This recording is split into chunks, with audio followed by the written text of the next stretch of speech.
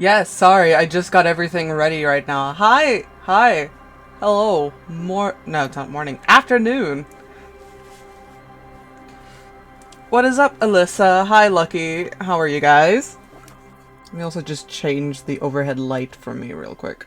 Um, yeah, that's better. Okay, it's morning for you, but it's like 4 p.m. for me. You're early, I'm late. I would have streamed a few hours ago, but I was still sleeping because, oh no, my sleep schedule's poor again. Just have to be in that situation. Um, eh, it's something. I had to also do some stuff earlier today, um, and just my luck as well.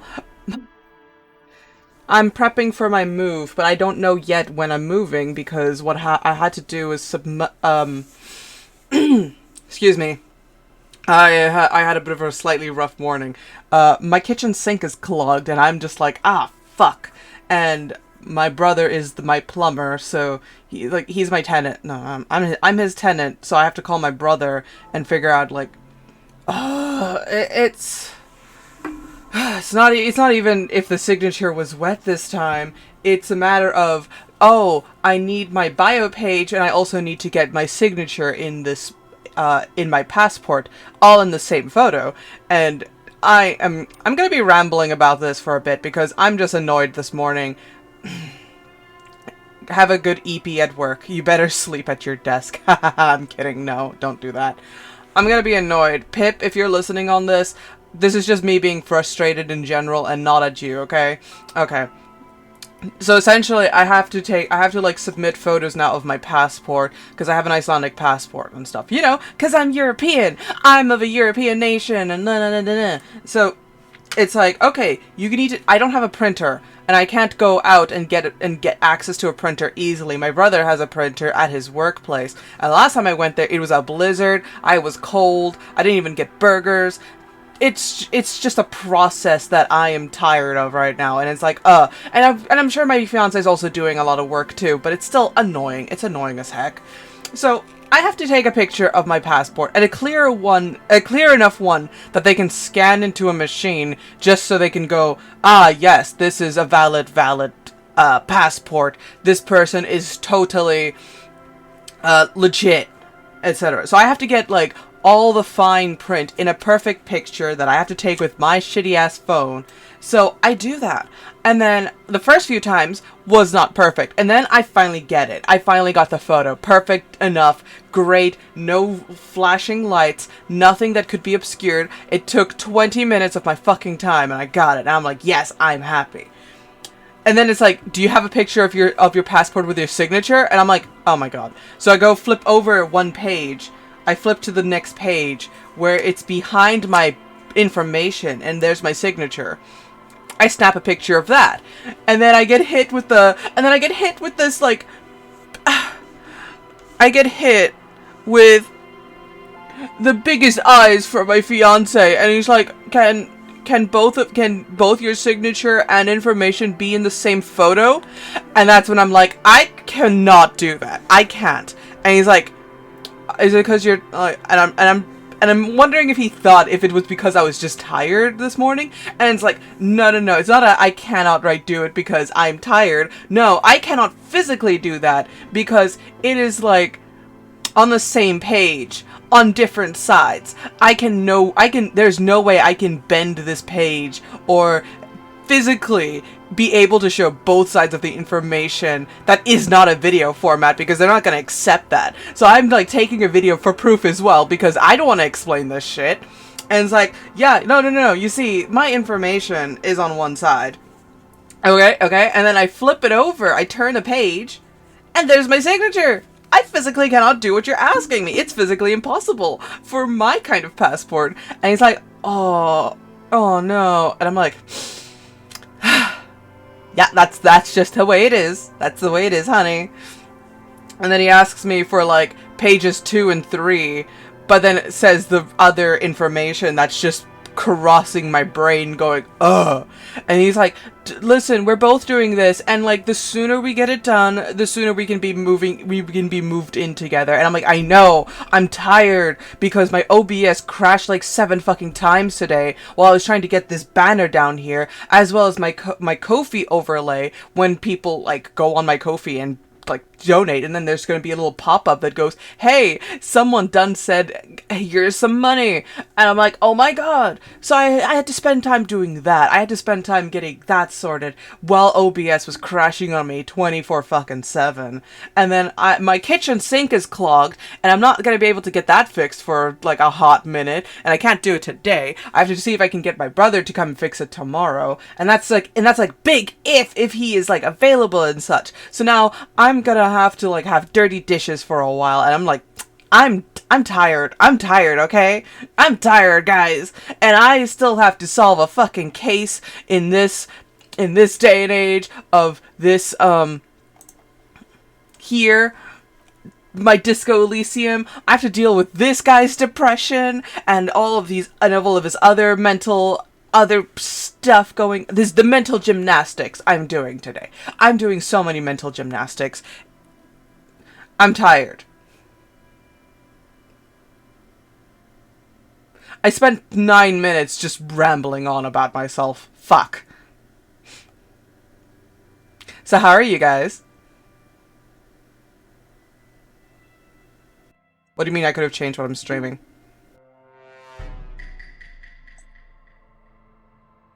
I am playing Disco Elysium. Am I not supposed to play Disco Elysium? I want to play this game. It's Tuesday. It's Indie Game Tuesday. Indie game, visual novel, whatever the heck I want it.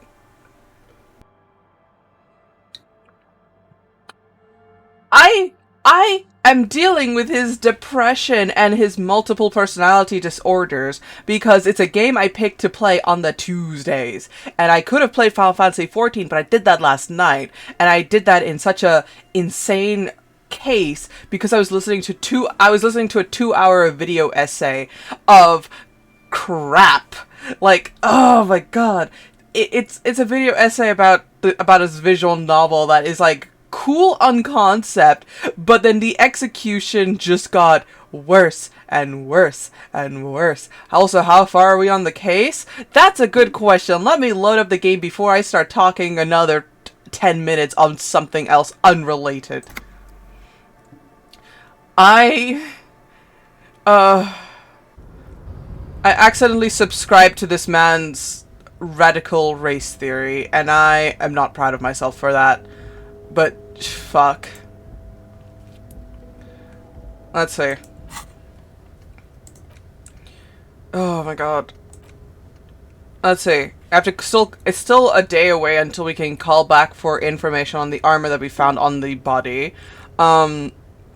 Still need to find heavy fuel oil to draw on the arm. Here are my stats, by the way. I got 5 points in communism. I don't know how.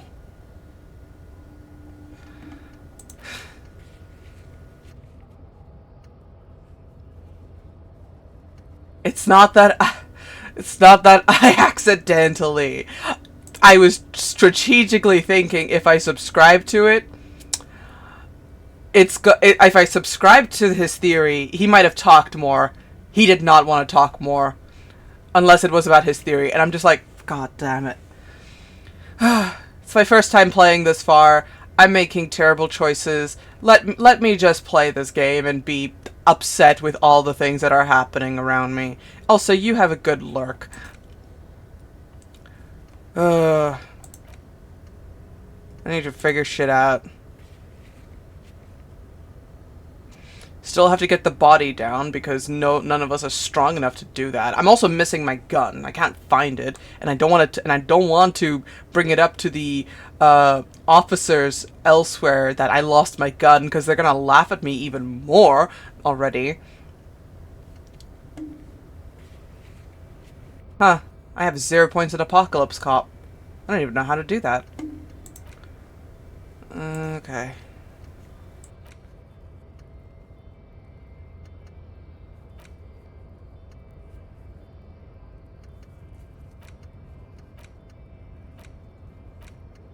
There's so many things I have I have a lot of things I need to do. Can't internalize that. Oh,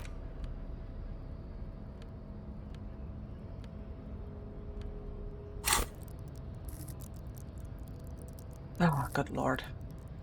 It's gonna be a long fucking case. I can feel it in my bones. It's hard being a cop in this game.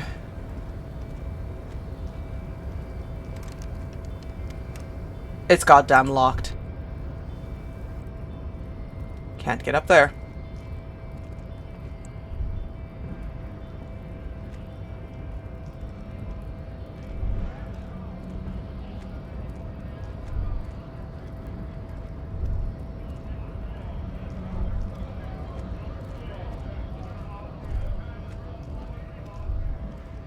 I know what this guy's all about, and I want nothing of it.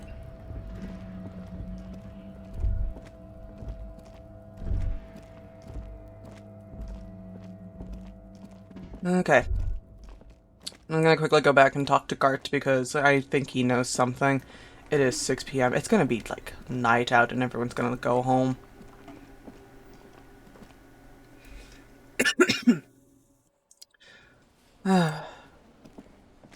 I have not seen you around. Gart, I don't have your money, but I got some questions. I know I don't want to talk to you that much and you don't want to talk to me, but we gotta. You? I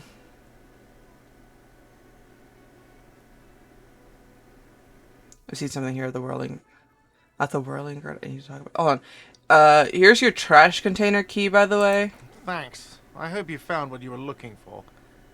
I found the victim's clothes. Do you know anything about it? How strange. I certainly didn't put them there. Let's see.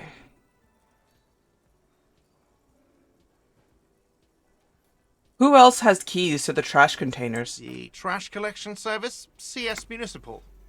I don't see why they would put anything in the trash, though. How do you know? How do you know, Buckaroo? Gart? Ah, the elusive CS Municipal. I doubt we'll be able to track down who was sent here last and when. This will have to be one of those little threats that solves itself down the road. Good thinking, Kim. You are always my favorite. Thank you anyway. Alright, could someone on your staff have put them there? Sylvie had the keys before I got here, and I can vouch for her. I can vouch for all my staff. None of us would tamper with the crime scene. Maybe you don't remember putting them there, Maybe you were sleepwalking, or in a fugue state. I think fugue states are more your forte, officer. How fucking dare you, you're right. Yes? I've seen something here at the whirling, Gart. Thing I need to talk about. What thing? I saw a sign that said the mess hall is reserved for the Union. Yes, not the whole damn Union, thank God. Just the nastiest and loudest faction. He tosses his head in disdain. They come here in the evenings. Dumb, unruly types. Think they're big shit. But they're good customers. They place big orders and always pay on time. I do not need this slander. We should find out who this Lord faction is, occupying the booth. Loudness means talkative, and we need info. How do we find them? We don't. We have to wait. They'll show up sooner or later. Men get hungry, even men on strike. You glance at the clock on the wall behind the manager. Huh. It's after 4 p.m. The sign reserved starting at 4. Why isn't anyone in the mess hall? Good question. They're probably getting drunk or protesting something somewhere. Or laying low after the, lynching. Why is that? They probably fucking killed that guy or something, and that's why. Oh my god. Oh my god, you said a nasty word, you motherfucker. I have a feeling we'll make their acquaintance sooner or later. There's something else I wanted to ask about. What? By the way, you should come back to this thing-based questionnaire if you see anything interesting in the whirling later.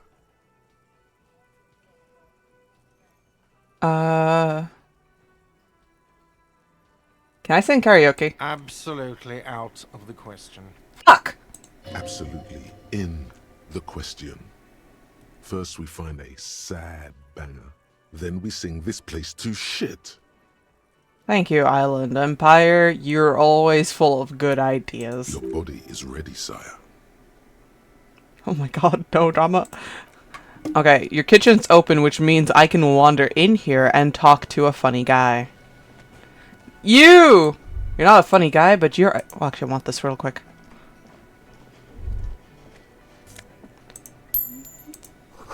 Aroma of spices, alcohol, and tomato hangs in the air. Hi! A thin man is smoking below an exhaust I see you're hood, playing the gay occasionally communist sipping from his detective mug. game. This must be the Whirling's cook. It's Tuesday, which means I should play this. I didn't play it last Tuesday. I don't know why I didn't play it last Tuesday. I think I was just under the weather to play games properly last week. But yeah, I'm continuing the journey of gay communist detectives. And we're talking to this guy, Quebec. As you step in, he nods toward the table and says something in a completely foreign language. The only words you can make out are Garancy and Quebec. Why do I feel that... I don't know why, but Quebec makes me think of the Polish that I used to work with, but I know that's not the case, and... I don't know. Hi, sleepy boy. Long time no see. Okay, it's definitely not his name. Whatever you do, please don't call him Garancy Quebec. Please. It's not funny. Hello, sir. Got time for a few questions? The man puts his cup down and replies something, his left hand drawing arcs in the air. You've got some impressive pots there. He smiles and bangs his ladle against each of his pots in turn. Nice. It's almost like music, especially with the sounds of assorted dishes boiling and simmering on the stove. Okay, I can't say anything with him. What if I talk The again? man ponders his cooking utensil. Never mind. Let's see. Who else has unauthorized access to the whirling trash? Find the person and you'll know who tampered with the scene. It may take a while. God damn. Can I go here? You see a heavy steel door with a prominent dimple lock. It's painted blue. Ooh. You immediately feel drawn to the color.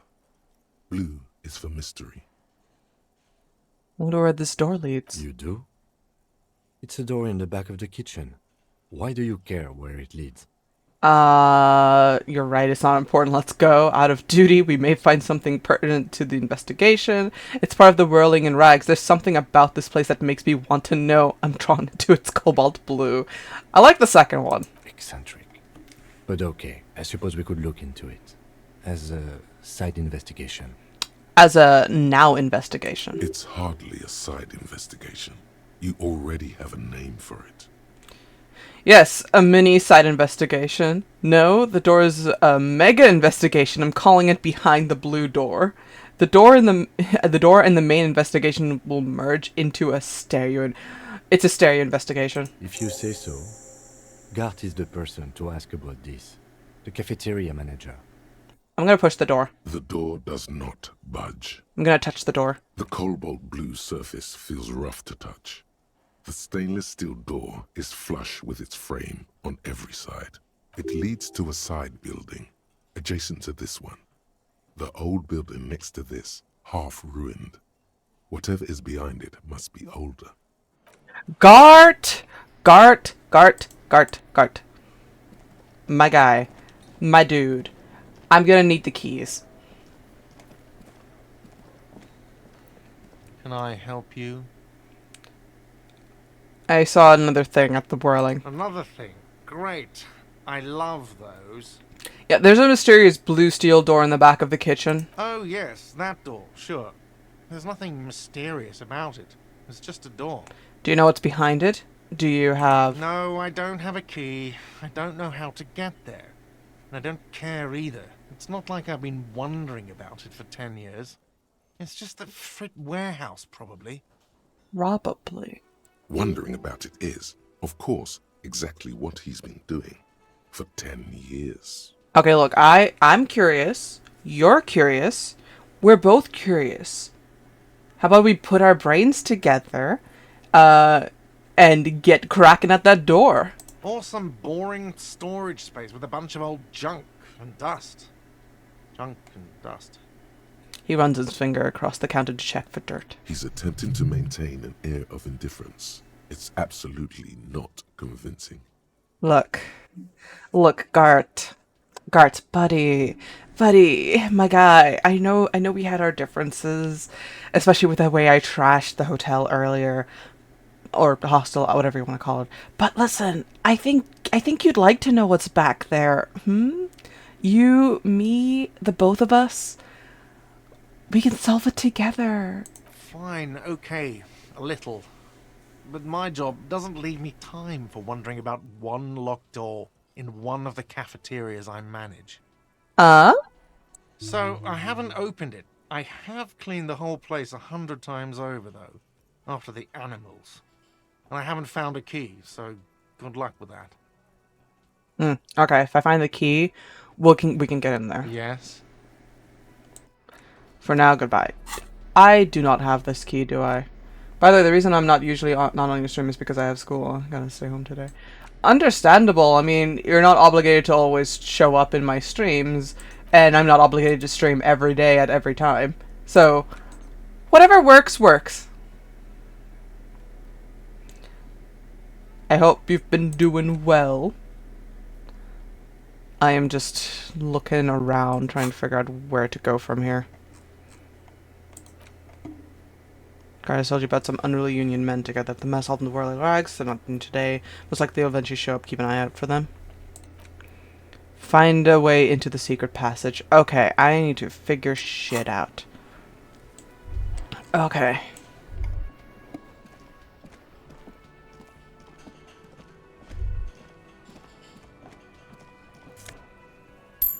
Hey. Oh, I can't get in there.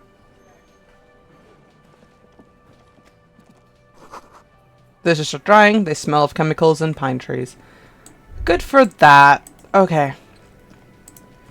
I'm gonna go outside. No, I'm not gonna go outside. I'm gonna go talk to this one guy I saw here earlier. Yes. This dude. Hello, sir. I have not seen you here before. Care for a few words? Never fucking mind. You don't want to talk to me. That's fair. That's fine. That's okay. I'm totally not salty. Okay.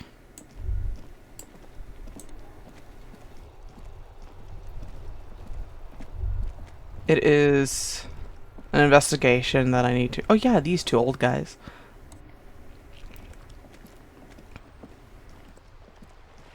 Hello, sirs. I hope I'm not interrupting your games. Life doesn't need to be a struggle. He covers his mouth to hide a burp. I'll be with you in a moment, officer. Let me just finish my sandwich. Talk to Angry Hard René first. Alrighty. I'm assuming you must be René. Have you no shame? Whining about your back every time you bring out the measuring tape. Ah. René, you're a man with a fork in a world of soup. Please, let's just try to enjoy the game, alright? He's still chewing his sandwich. I'm trying to, but you keep breaking my concentration. You're old. I can see that. We're both old. Now stop grabbing your ass like it's a girl. Oh my god.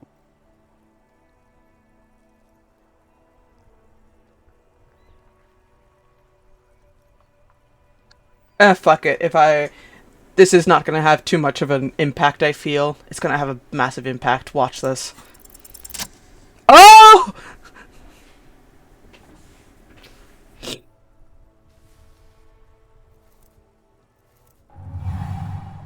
Oh my god. You are immediately surprised by the ball's lack of weight. No matter. You'll make it work. Feel the ball. The cold metal ball is surprisingly smooth against your neck. It has a pattern on it.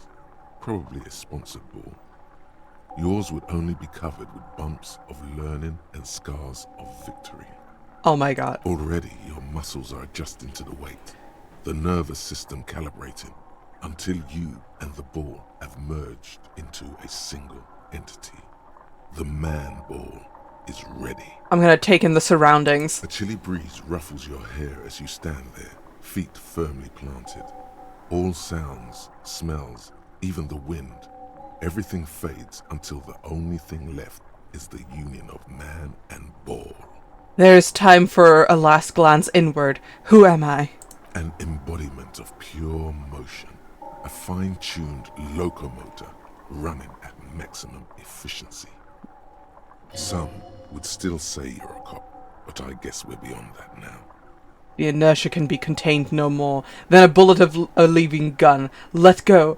Be the bullet.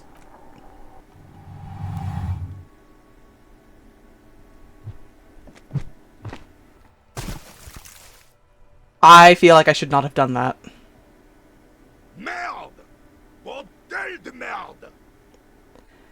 Yeah. A whorehouse of shit? Oh. It wasn't whorehouse of shit. The shot was at least 23 meters, probably 24, and then some. Nothing to be embarrassed about. I played the wrong game. What the hell is your problem? Oh, this is not a weak tricep, that's for sure. Hey, look at Don't me. care if you are a cop. You do not just ruin someone's game. It's so goddamn disrespectful.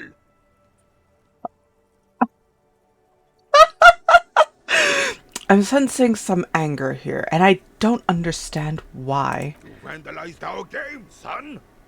We can't play petanque with 5 bull. I thought it was shot put. Well, it damn well isn't. It's petanque. You ruined a petanque game. We want our bull back. Ah, well, you see, shit. Take it easy, René.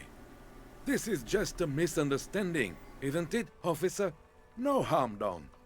Yeah, Gaston gets me. Of course there's harm done, you orange slug. You owe us a goddamn bull.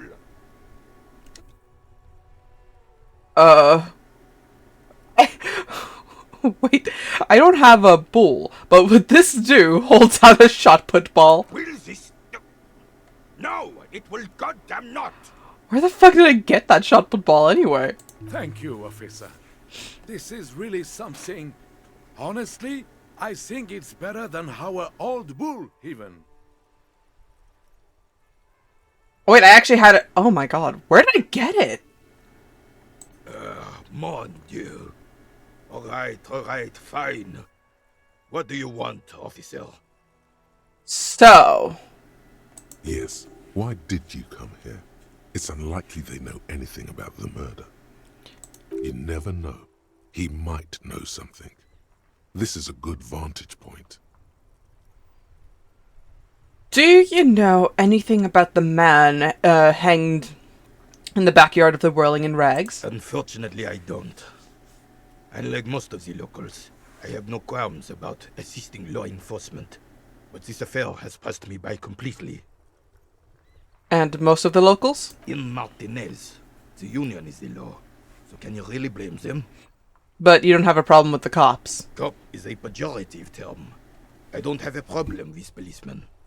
On the contrary, I admire the effort to bring order to our streets.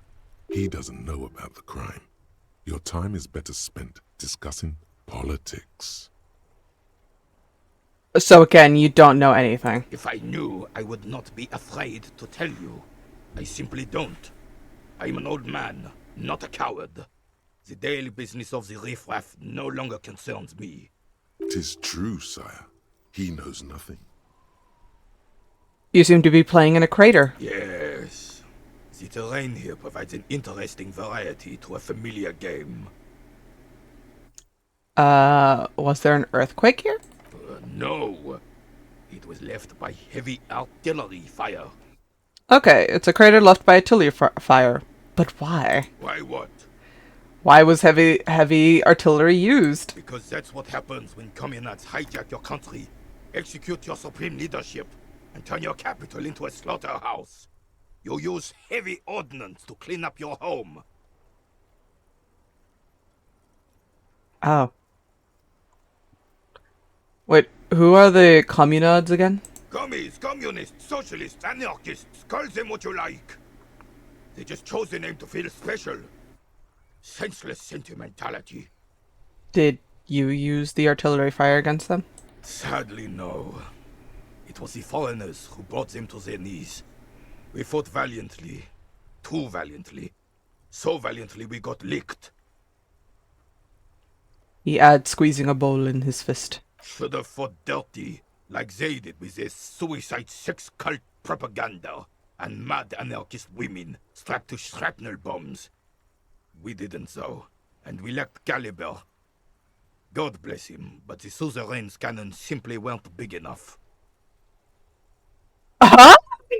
What? Huh? It was probably a bit more complicated than that. Huh? Dang, you didn't have to sell communism to me more. Why shall them? What? Sir? Oh my god. You can't just drop a bombshell like that and not elaborate. Excuse me? Why shell them here in Martinez? Because this place is a damn beachhead. Had to soften the commies up first. Oh my god, the beachhead. Yes. The military coordinated amphibious landing to take back Revachol.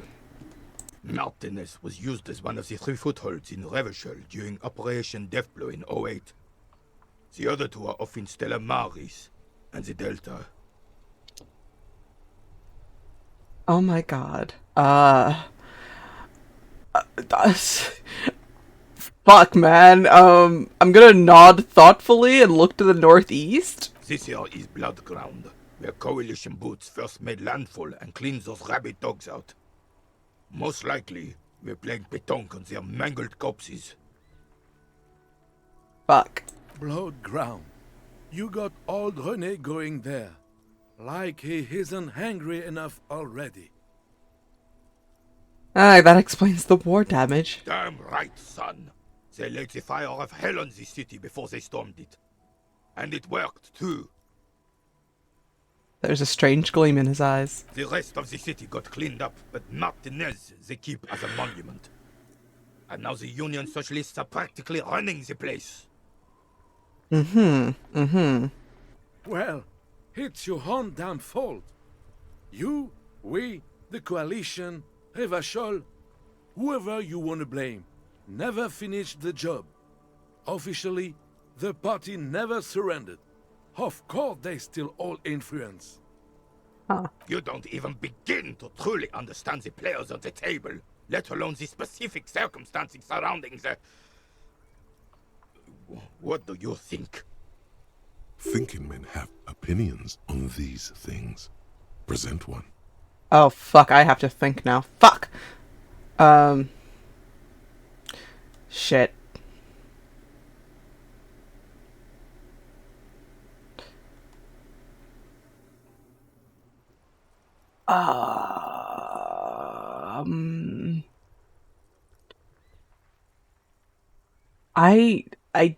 Oh god, I don't think there's so many, that's how it should be. Soft socialists paving the way for the hard-working class to take over. Foreign powers cleaned up our mess and now they rule us. Shake your head in shame. This coalition seemed quite capable, actually. Commies just don't understand how money works. Nothing. I don't think. I just do. The last one sounds more like me, but at the same time, I think I'm trying to just play into everybody's good side. So Gaston, I feel like he's a go with the flow, even though he still holds his ground. Renee wants one thing, and I'm hoping number 2 is going to make him agree with me, and if he yells at me, that's what happens. I'm sorry it had to be them. After 8 years of fighting those hyenas, boiling cats for food and drinking piss in the mountains, I would have preferred if the Right Honorable King Guillaume returned through Revachol, or even if that damn clan Frisel had risen from the grave and led us. Sadly, that was not the case. Instead, all that is just, holy, and beautiful in the world was wiped away, and now it's neon signs with toothpaste ads everywhere. Foreign influence peddling garbage and stupid music on the radio. This is just what the commies wanted. This was their plan all along. This is what they wanted to replace the role of the suzerain with.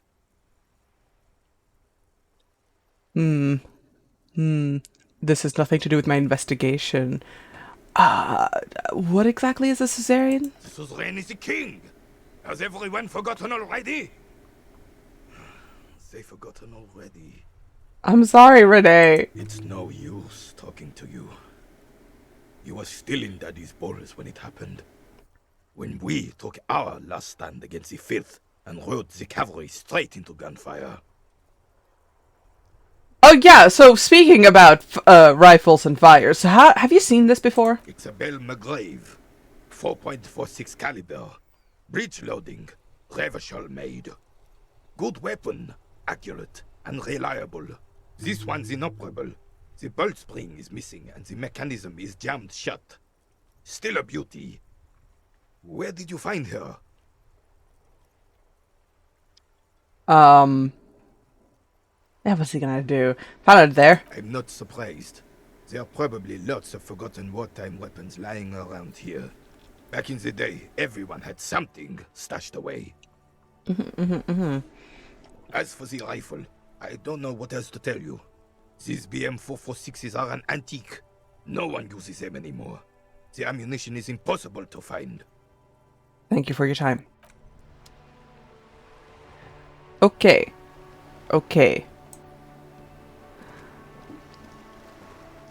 It's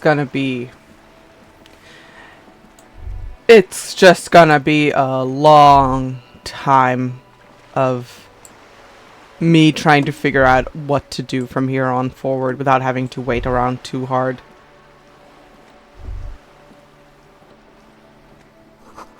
Spatter of bullet holes lines this wall. Okay. So it feels like my gun was lost somewhere here. But it cannot be here, or this is where my gun was at one point. Do I have to talk back to Kuno again, and then he's just gonna start yelling some smarmy shit?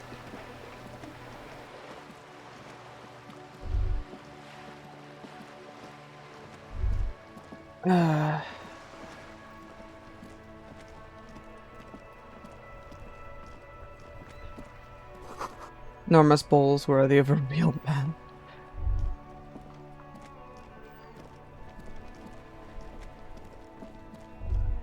Oh yeah, there is also the intercom.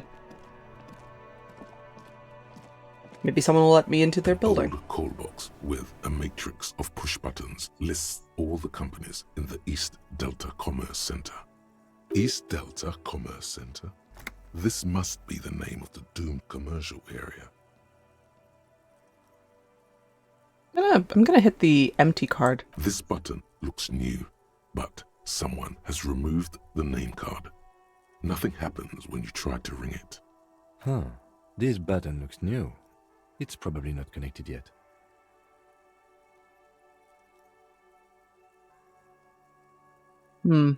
East Delta Pinball. Let me quickly refer to my notes real quick on anything and something. Investigate doomed commercial area. Search for malignant entity. Plaisance said she lives inside a chimney. Find a way in. Oh wait, so... fuck, I don't know.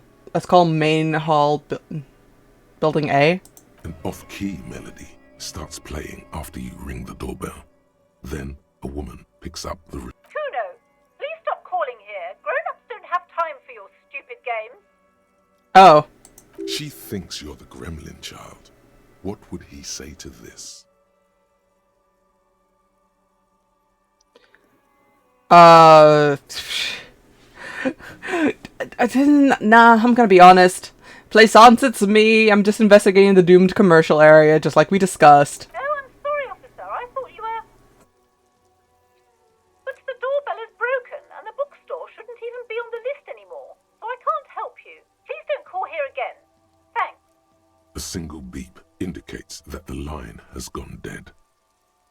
Alright, Andrew Orlando Hare, SCA. You ring the doorbell, but no one answers. What an ominous name for a hair salon. Doesn't Right? bode well for anyone's hair. Alright, how about Artemitep's Boxing for Young Athletes in Gym? All you hear is static, but no one answers the call. Oh, right, we were just there, we were there some time ago, and it's of course empty. 24th window? You ring the doorbell, but nothing happens. You probably don't even do black hair. Oh my god. The struggle. Emma's Fashion Atelier? You wait for a minute or two, but all you get from the call box is silence. Oh No my one god. answers the call. Fabron's Taxi. Looks like someone has melted half the plastic off with a lighter. The doorbell doesn't work anymore. Okay, Slipstream. You hear static from the intercom speaker. It sounds as if someone has picked up the receiver, but isn't saying anything. Hello? Is anyone there? Yes, hello. This is Tricentennial Electric. This woman's voice crackling and fragile through the static. Have you come to place an order? She sounds almost antique, as if her voice was being played off an old wax cylinder. A receiver must not be working properly. Hold on. Tricentennial Electrics. I thought I was calling Slipstream. My God. The lieutenant exchanges a look with you. Sorry? It's you. My God. I didn't think I would hear your voice here. Who cares that you don't remember her? Just go along with it. Am I meeting a ghost? No, something's wrong here. Are you sure she's talking to you?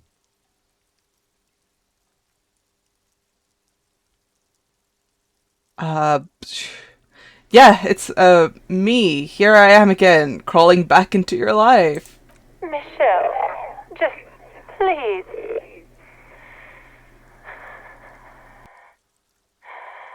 She stops and you can hear her breathe heavily, her breath distorted by ancient static. Why did you even call? I don't understand. You've been gone for months. I thought you didn't care.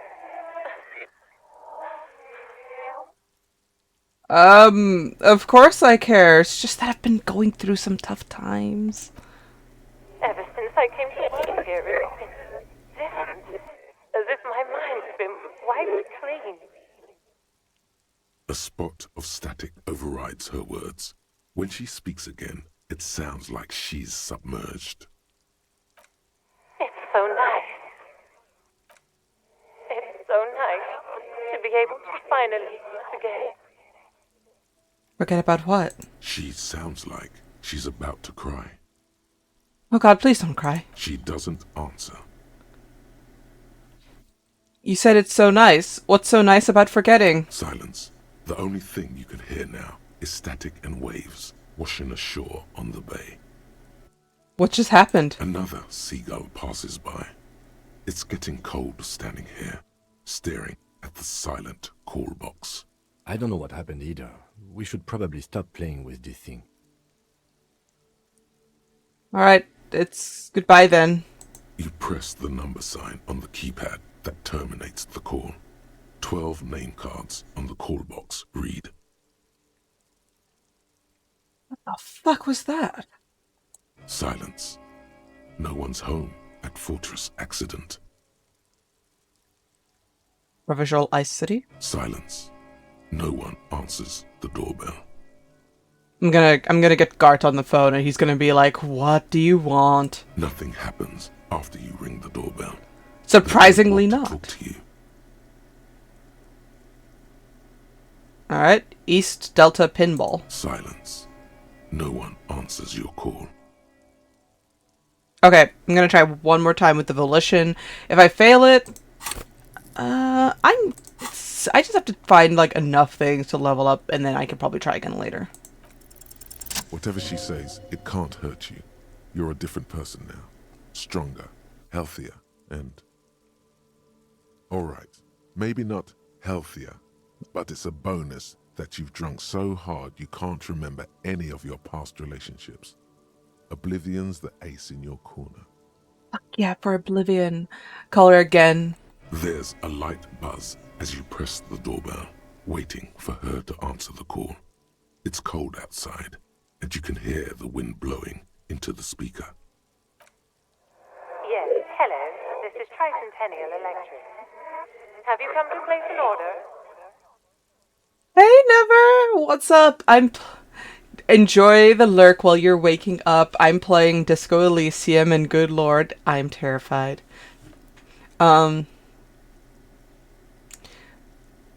Anyway, I think I'm calling a ghost from the past. So this is interesting. Hi, it's me again. I wanted to talk to you. My God. Here come the bad vibes again. Relax. Distance yourself from it. Please don't hang up. I just want to explain myself. It's you. My God. I didn't think I would hear your voice again. Wait, is she... Wait, are you repeating your words? Michelle, just please. Even her breathing, the way her voice drops when she finishes the sentence sound exactly the same. Why did you even call? I don't understand. You've been gone for months. I thought you didn't care. Is this some kind of joke?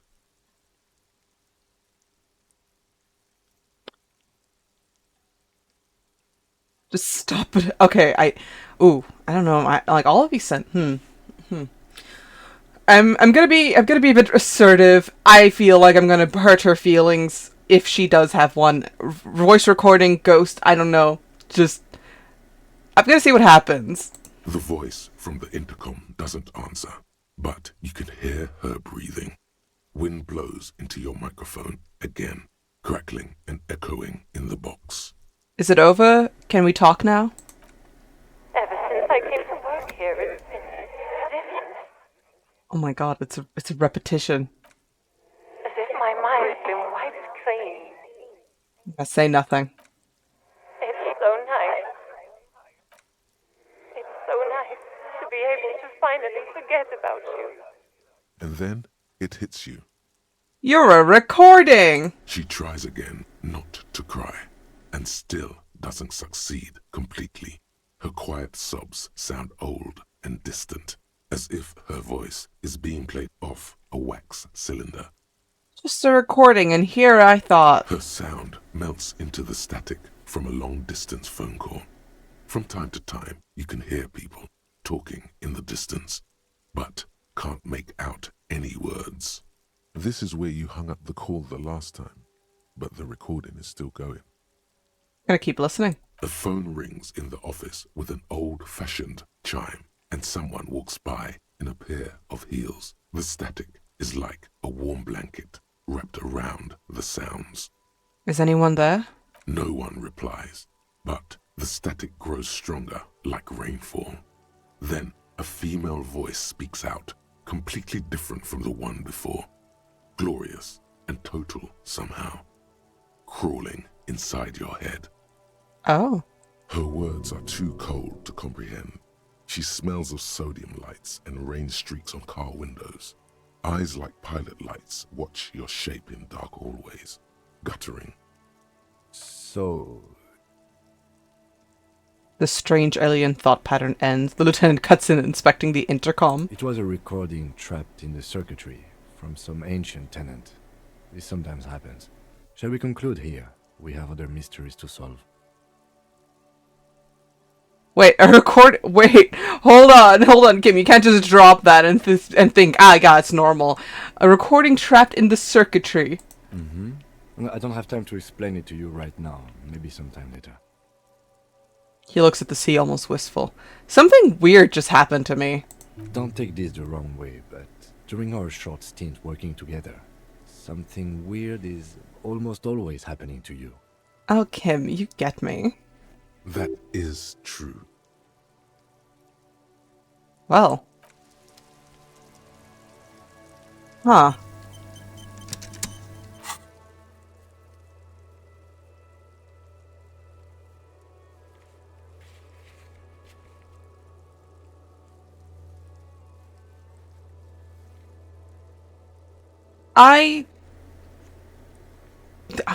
I fucking don't know how to make of that, actually. Shit, man.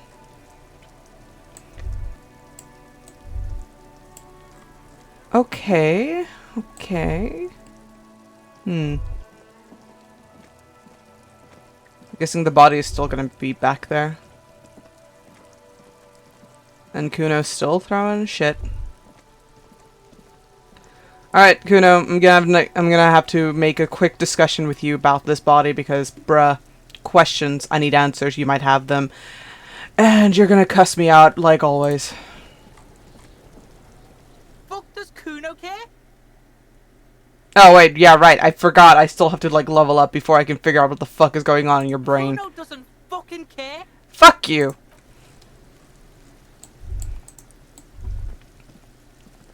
Alright. Let's see. Oh! I have not seen this before. An inconspicuous pile of the roofing material, Eternite. Okay, hold on. I'm gonna quickly leave. I'm going to equip myself with... Pry bar. I can't punch the kid. I'm not strong enough to punch the kid. And even if I do, I'm gonna feel kind of bad about it. Like, I looked up a little bit of something regarding this child, and, like, I just feel bad. Alright. An inconspicuous pile of the roofing material, Eternite. Alright, let's roll for my very low fucking perception. Let's go. Because it's nice and orderly. Well-laid pallets. Easy on the eyes. It's suspicious, I can tell. Rhythmic pattern. Calms your mind. Mammals like this stuff. No, there's more to this. You get this strange feeling. Thank you. Island Empire's on my side. This is weird. So what is this feeling? Hard to say. It's gone now. Feelings pass, you see. Especially the small ones. Oh, okay. What is this? It's nothing.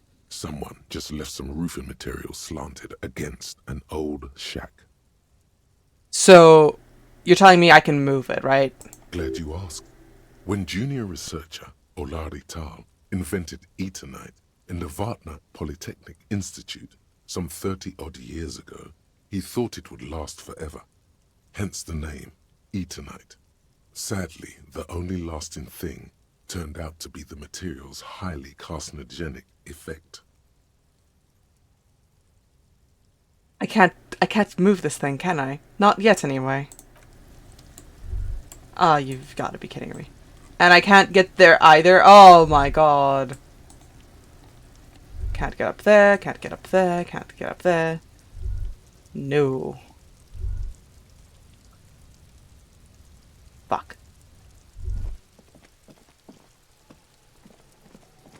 Oh, nice to know that if I just double click on a screen, I can run there immediately. I have to run all the way around real quick.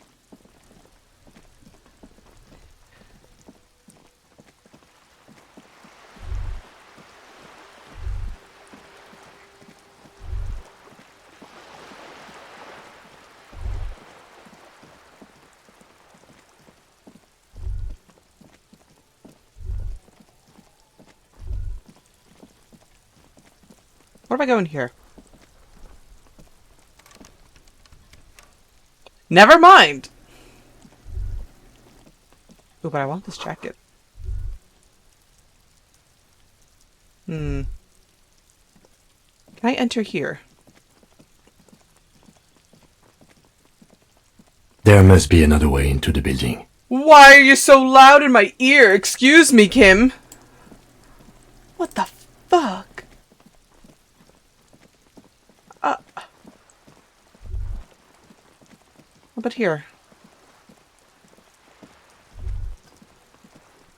A sturdy metal door guards the southwest entrance to the apartment building. It's locked. This could be a way into the apartment building the smoking man vanished into. Right, I forgot. I didn't open this door because I had to talk to the funny lady and ask her for money. The door rattles against your knuckles, but there's no response. Knock knock, pry bar here. The door rattles again, but this time you hear an elderly woman's voice calling out from inside. Stop banging on the door. I'm not letting any more strangers inside. I'm a police officer. Could you please open the door? The police? Everyone knows the police don't come round here. But I'm not joking. No, I already told you. I won't be responsible for any more strangers getting into the building. Madam, please. Go check the backyard door. Maybe someone there will. Backyard door? With the smoker? You already were there. Didn't work. Kim, can you please tell her? Madame, I assure you, we are real police officers. There is no reply. Just faint sweeping sounds inside. Hey, are you there? I've checked the backyard, but we couldn't get in that way. Good. We had enough problems with bums and drunks and thieves loitering in the hallway.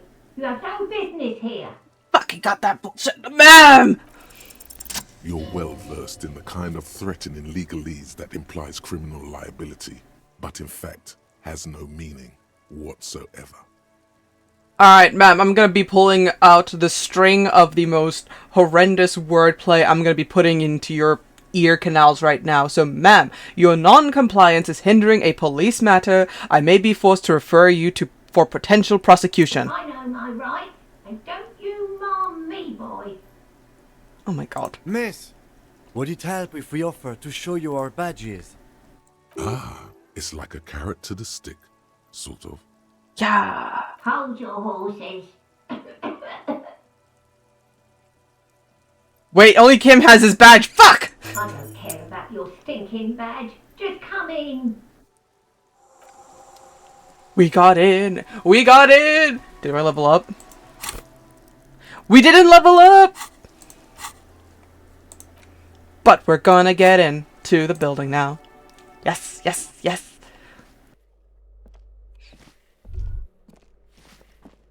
Okay. Many things to do. Do I want to talk to this lady? Not really. Apartment 8, their mailbox is overflowing. Ooh, a box. Money.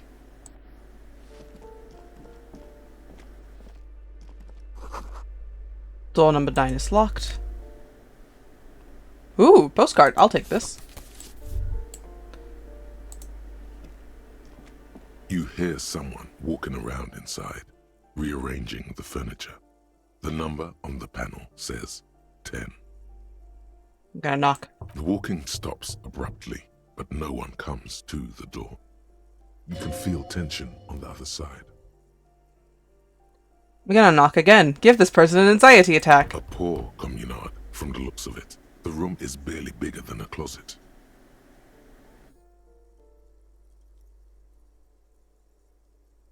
What? That dialogue audio did not line up with what was just said. Okay, for those who are probably just listening and not watching, the locked door says, "This time the steps come closer." Buenas. Oh my god. "This time the steps come closer. Who is this?" demands a female voice, wary and tense. And so I'm gonna say this is the police. Open up. Do I have to open the door? You hear the clacking of heels again as the other side walks right up to the door. Her tone is now getting a defensive edge. Did you have a warrant? I'm not obligated to open the door if you don't have a warrant. Okay, she's right. Let's go. We don't have a reason to get inside that apartment. Understood. It's generally easier to do things if you have literally any reason. Go away, logic. I don't need you right now. What's this? Someone has drawn a 5-pointed star in the wall. Hello? This door has been closed with a padlock. A chalk-drawn number on the board says number 11. I'm gonna examine the padlock. It's a solid lump of metal, but the shackle is deeply corroded. A solid pair of chain cutters would make short work of it. Logic, who is that? What is it? Can you eat it? Nom nom nom nom nom nom. Morning, Shuji. How did you sleep? And, yeah. Logic is coming in like silly. Better whip out those cutters. You won't get very far otherwise. I'm gonna be a terrible, terrible person. Also, what is this? Oh yeah, the thing I picked up. Man, hold on. Gotta save my game.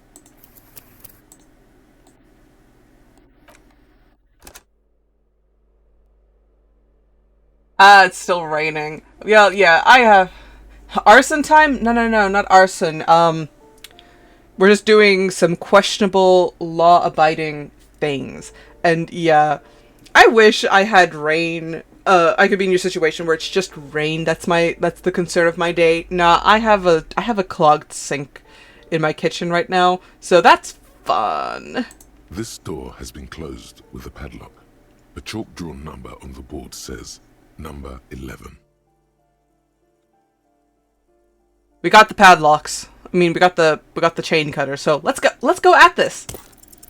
The shackle snaps like a twig, and the lock falls to the floor with a little thud. It should be possible to enter now. After you, detective. Sweet.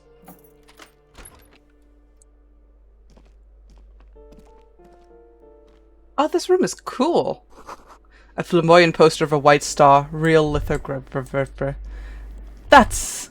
A plaster cast bust depicts a middle-aged man with impressive sideburns.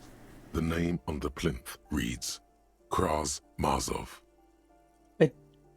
I don't know who that is. Kraz Mazov, nom de guerre, was an economist and a theoretical historian. He was a leading figure in the Grad side of the turn-of-the-century revolution, where he headed the 9-day government. Mazov is considered the father of scientific communism, Mazovian thought, or Mazovianism. I don't know if I want to solo. Why does the Senate have a bust of Kraz Mazov in their bedroom? The white star, the photos on the wall. I think we have broken into the apartment of a young communard. How fitting. Oh.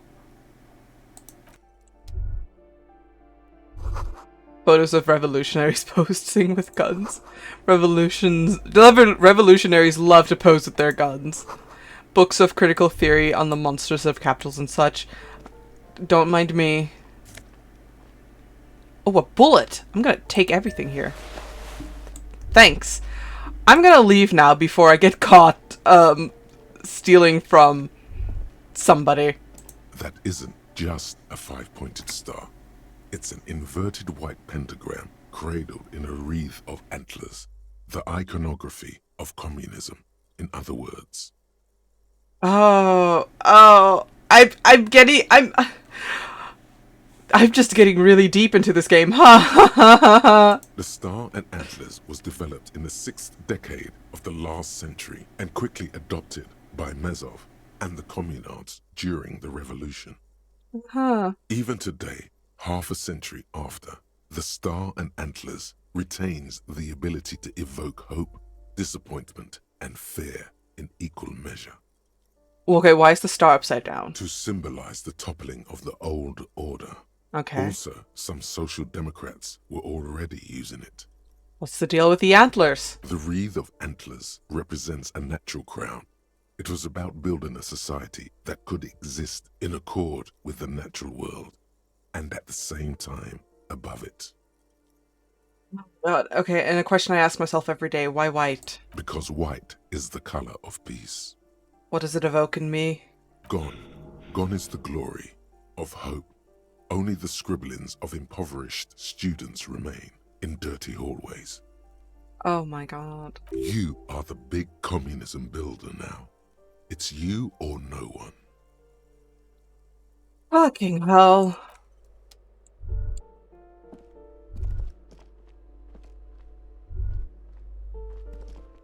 We should probably, like, close this door too, actually. Alright, cool. I don't think I want to. Oh, what's in here? Glasses? Those are some funky looking glasses. I'm gonna take that for sure, for sure. Okay. Ooh. Ooh, those glasses look good, like... Hell yeah. The flip-up glasses. They're gonna make me look so cool. Also, I should probably, like, add a level to something, but the question is, what do I need to add my... Oh yeah, I should have probably added something to my empathy. Actually, wait. Can I internalize that now? No, I need to get a skill point in something first. Okay.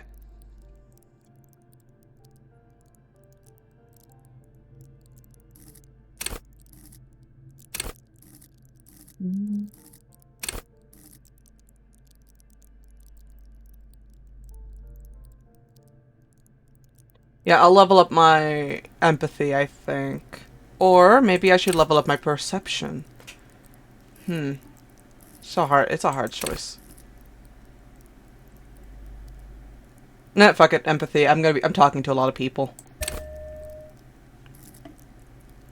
Yeah. And now I can talk to Kuno if I wanted, or Choicemeister. And then there's a bunch of other things I can redo again because... Yike. Can't internalize that yet. Why can't I internalize this and unlock a new slot to... How do I unlock these?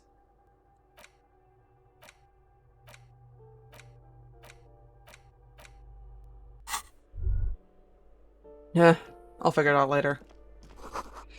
And by figuring out later, I'll figure it out, like, at the very end, and it's gonna be, like, too late. An old shoe rack, boots, sneakers, old slippers. Apartment 12, loud rumbling snores come from within. Okay then, this is just open. Oh, this is a bathroom. These shower curtains are covered in some sort of slime. Ew. I'll take that.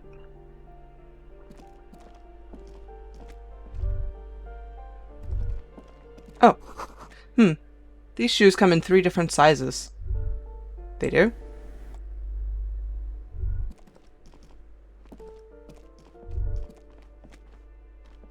Alright, balcony? I'll go to the balcony real quick.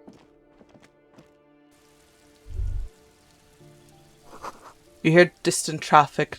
Night is falling into the city. Understandable.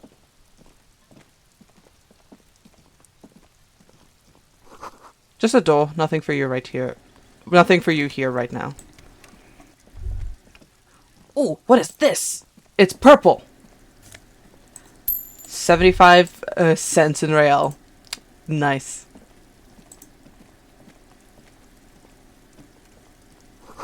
Someone's growing rosemary thyme in a cactus. Oh.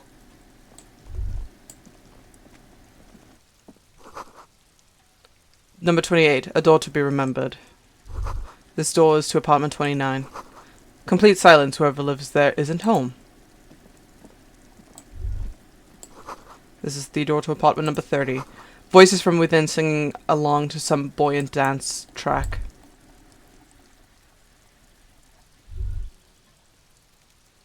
Okay.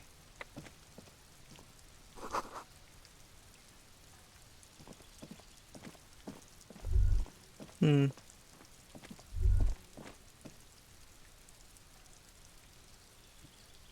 back inside I go.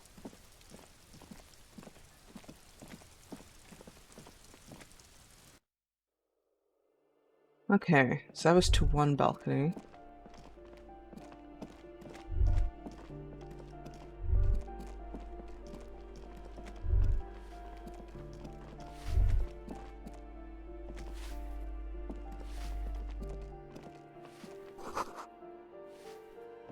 Let's check in here.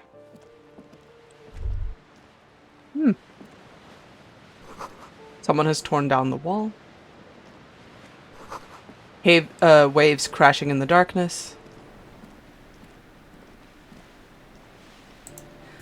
An open refrigerator with Nosafed and 20 cents? Don't mind if I do.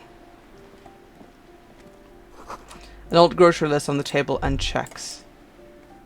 Okay, so this place is just... Huh.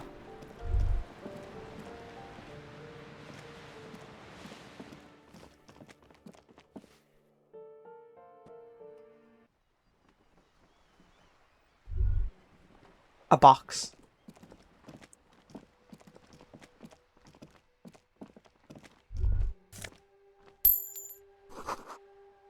Above, tarps flap in the wind, forgotten hammers nails to the rust. Also, Kim, how'd you get in there? The door is locked, you can't get in there. The chairs are new, someone lives back there. Kim, how'd you get in there? Yes? Convince Kim. I forgot about that. Alright, Kuru Kuru indeed. He's locked in there. Kim, get out. There's no time to be locked in there.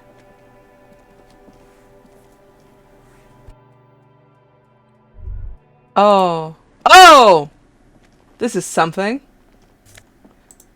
Some sense. Oh my god. Okay, hold on. I'm gonna have to quickly go over here. Go down. Open up.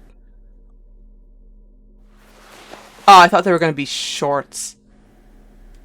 Savoir flares down because of these pants, but you know, it's fine. No amount of pants was gonna give me any savoir faire. Oh yeah, I got this jacket. I spit the corpse, but then also I added another to my conceptualization. Then this is just my jacket of work, so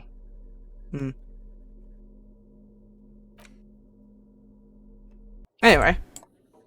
The pockets of these new jeans are perfect for sticking your hand into. Makes you look cool, calm, and collected.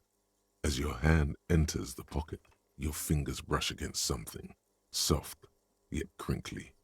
I wonder what this is. Hey, it's a chewing gum wrapper. It reminds you of the fruity juice of apricots. You should inspect it closer if you have time. Something about the wrapper's texture is familiar. Huh. I got a stick of gum. By the way, the raw materials were most likely exported from Seaguy, the apricot suzerainty, and processed in sur-le-clay into the apricot-flavored chewing gum, loved by kids of today and yesterday. Something about it is familiar, and not only to your fingers. Thanks. I got gum. I got gum. But there's also more things to probably inspect here. Someone's been sleeping here recently. Cindy? Enough coal to last for several winters and smells of chemicals. Oh yeah, this has nothing to do with the investigation. This is not the upper case of the chimneys that I was looking for. Whoops.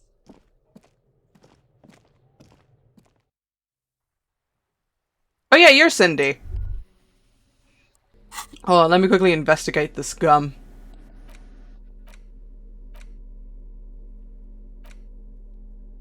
How do I use the interact button? Oh! A crinkled chewing gum wrapper. The worn label reads, Tutti Frutti. It smells faintly of apricots, with a barely noticeable twinge of cinnamon. You feel compelled to point out that there's nothing fruity about cinnamon. It's a spice derived from tree bark. Why do you have why?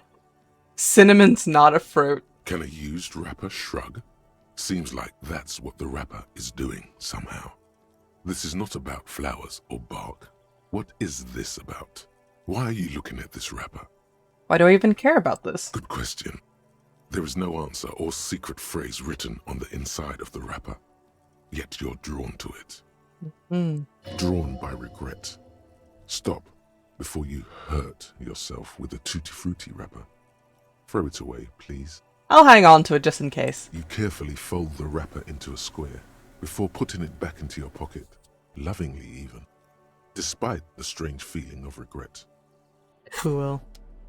Oh yeah, I should probably also inspect these handwritten notes from the fridge. The note is written with a blue pencil on a piece of lined office paper.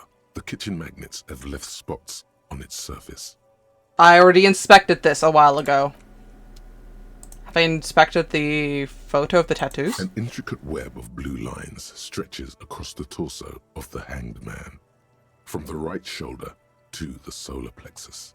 Each time the lines intersect, a small white star is formed in their crossing. Hundreds of fading asterisks riddle his skin. Their concentration is highest around his heart. It still kind of looks like a map of the stars in the night sky, but something's not right. Who are you? Gone. What's the meaning of this tattoo? For you to discover. You've gotten as far as you will without assistance. Someone who knows about history could tell you. Who knows a lot about history? Yeah, I'm not gonna look at the Yellow Man mug, no. Okay.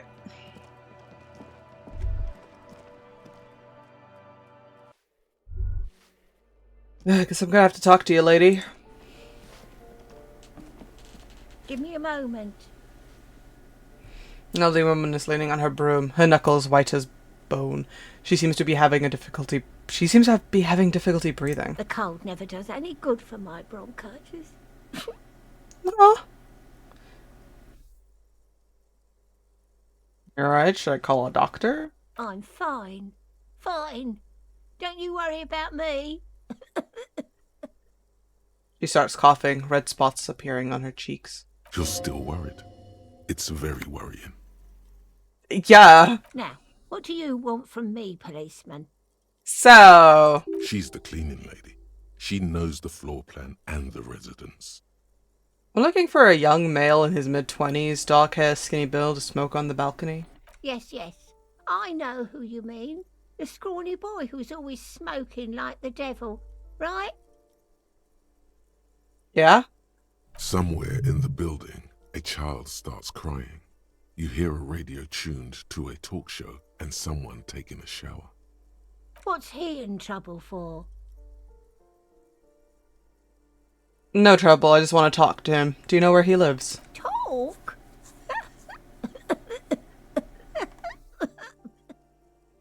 The cleaning lady starts laughing, but it turns into violent coughing spasms. She squeezes her broom, trying to catch her breath. What was so funny about that? He lives upstairs in room 28. Go to the balcony. It's one of those doors there. He's usually home in the evening. It's evening now! Thank you. We should go check out his apartment on the balcony. See if he's home. Thanks, I'm off now. Thank you, madam.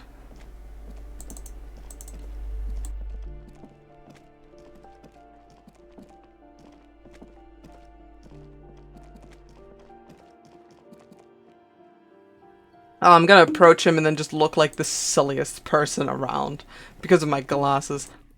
Can I run there, please? Number 28.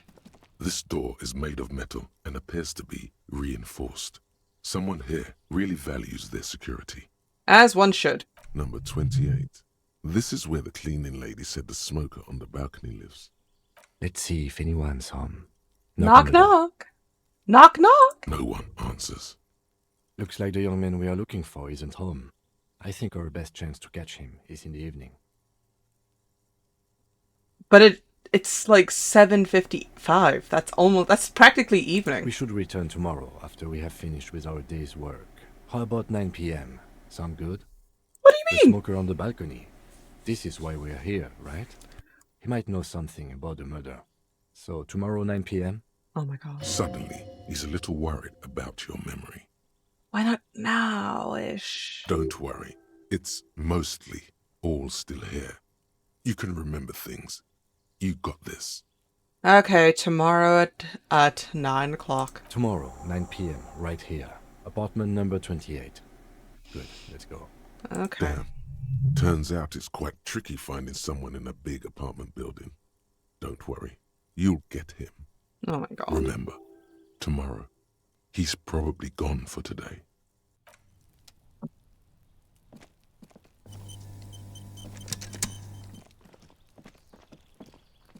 I just gotta figure out what to do until then.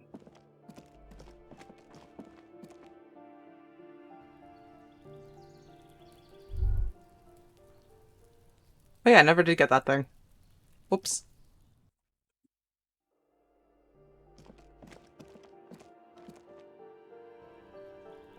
Yoink. Iggy, hi! Don't worry about me. You just enjoy lurking. I'm just figuring out what to do and what to do for my character right now because a lot of things are locked in time. Excuse me.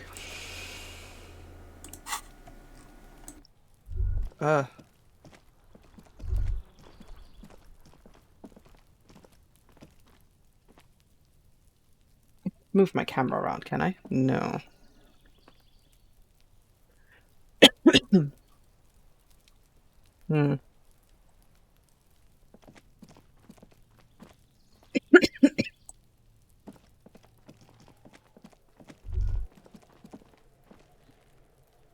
She's obviously not going to talk to me.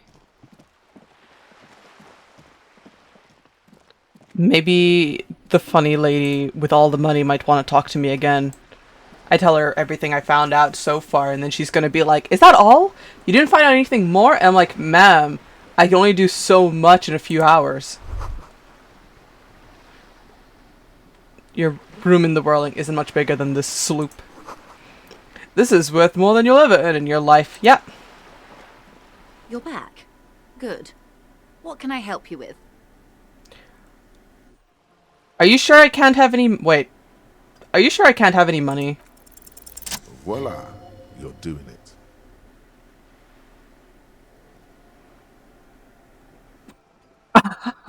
Help me, I'm so poor. I need money to keep on living. Ah, yes, of course. I'm sad to hear that. How much do you need? She's surprisingly nonchalant about this. If anything, your finally asking it has relieved some of the tension. Oh my god, how much can I just get like 10,000? I know realistically she's not gonna give me 10,000. But I do need like 130 for my room and bullshit. That's a good sum. Not too small, not fantastically large. Oh my god, I got some money! She removes a few notes and hands them to you. The paper is cold and oily to the touch. So, I hope I didn't just bribe you, officer. It may not be technically illegal under the Emergency Act, but still. You bribed me, alright. I'm your little peon now. I am an honorable policeman, one of the few good men in Revachol. Funny that you're worried about this and not your ruthless exploitation of the entire human race. I'm still getting my head around this whole money concept. You're just helping me out. I want to talk about something else. Actually, you know, I'm just going to say outright that I'm just getting around the money concept and you just helped me. You're right, ma'am, that donations are permitted under the Emergency Act, unseemly as it may be, as long as they are properly logged with the precinct. Which he most certainly will do. Now, how else can I help the RCM today, besides supplementing its salaries? Do you know something about these tattoos? That's the man who was killed. I'm afraid this is a discussion for once we've cleared the lynching question. So you know something about the tattoos. Better not tie the forestay to the backstay on this. I hope there is something else I can help you with. She wants to answer the question. Protocol keeps her from it. Tell me about Wild Pines. What do you do? What we do? I'm afraid I don't speak for Wild Pines as a whole. It's a giant undertaking. There was a touch of discomfort there. She wants to merely represent. So what do they do? The Pines' core competency is logistics. Container shipping, freight, that sort of thing. See those airships there, blinking? Those are the shipping side of things. Uh-huh. And that is the terminal. Another subdivision deals with energy, oil and gas exploration, offshore platforms. The Wild Pines Group is one of the original Revacholian Indo-tribes. Companies awarded royal monopolies by the king, the suzerain himself, centuries ago. The king is long gone, but several of the Indo-tribes remain. What are the other Indo tribes? Son Baptiste, Elysium, an unknown entity known as Brightest Star. You're in good company, it seems. Why, thank you. How much money does the Wild Pines have? I'm not at liberty to discuss the company balance sheet, but I can tell you that last year, the company booked more than 20 billion real in revenue.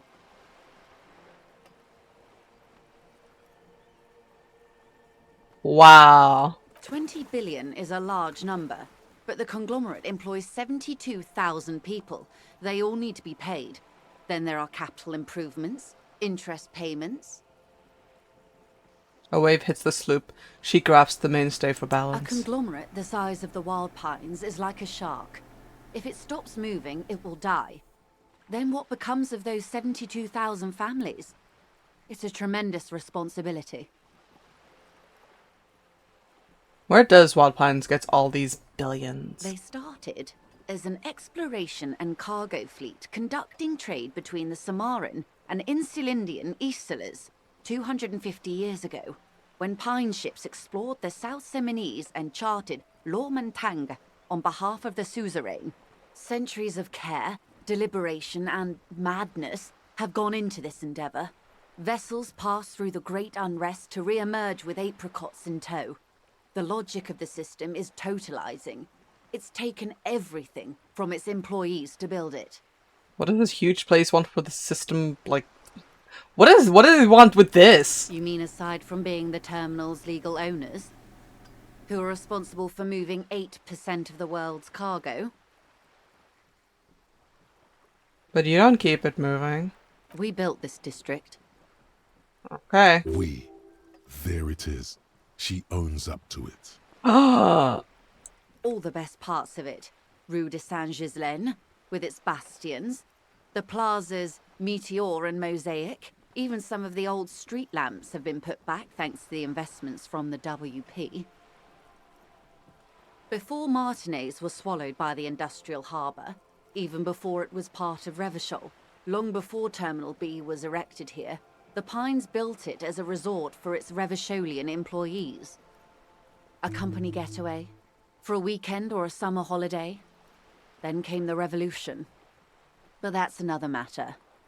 I'm here to make sure the Pines can fulfill their responsibilities to the place they built. With your help, hopefully, says her warm tone.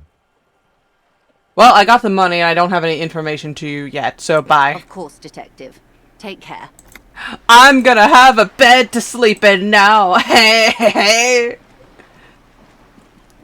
I gotta run home. I gotta go to Gart while he's still on the clock. I'm just gonna be like, yo, bro, I got your money. I got your Rael here. Can I sleep tonight? Please? Pretty please? And he's gonna be like, oh, fine. And then I'm gonna be like, yes. And then me and Kim, we're gonna party like it's 1951.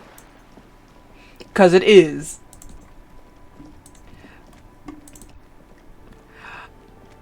Oh God, my beautiful God. Oh my God, there is a party. Hey! Oh! Gart, hey! Buddy! Can I help you? So about the money I owe. Yes, have you got it? How much do I owe again? A lot. A lot. For the room, drinks, and broken window, 130 real. So, dude, listen up. Bam! Okay.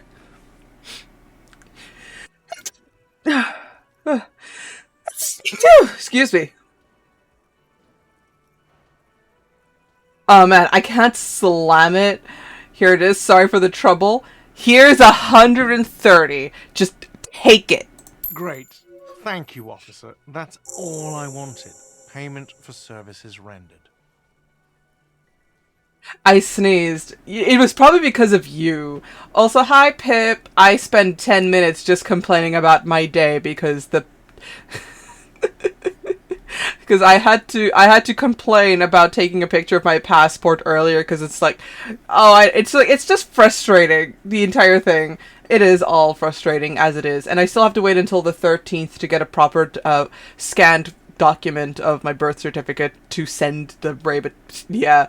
So that happened. Then of course my kitchen sink is clogged, etc., and that made me upset. And then OBS crashed like 7 times on me today, and it's working fine so long as I don't touch it. As long as I don't touch it physically, unless I have to say I'm stop streaming, then it's fine. But yeah, I just went and begged a woman for money, and she said, yeah, here you go. And I'm like, yes, I paid off the tabs. And now Gart is like, we're cool, we're buddies, we're gonna be great, huh, Gart? You and I, we're gonna sing, we're gonna disco. Am I right? It's good you paid before 9 p.m, or your door would have been locked electronically. Okay, you had to say it like that. Please pay for each night in advance starting tomorrow. 20 real per night. Ah, dick. I'll take a room here too. Kim. Of course. Always happy to have officers from the RCM as guests. Anything else I can do for you? I need a drink. Can you pour me one? Do I have a shaker in my hand? Is this a shaker? I don't know. Is it? He sounds irritated. And it's not a shaker. It's nothing. He's holding nothing. You sound irritated. Why? All I want is a drink. Am I wearing a little bow tie? Am I wearing a bow tie and doing this? He shakes the imaginary shaker furiously. Am I smiling? Do you see me smiling and shaking my little shaker? No. Do you know why? Why? Because I'm not a bartender. I'm a cafeteria manager. Is there anything else you wanted? This guy's my new best friend. Play it calm. This man needs to understand you need a drink to help the community deal with police stuff. Okay. Fuck. I don't like it. Okay, you don't understand the seriousness of the situation. I'm an alcoholic and I need my fix. That could be a sentence I could say, but at the same time, I kind of don't want to. Okay, fine. I had something. Fine then. I had something else I needed. Like what? Bye.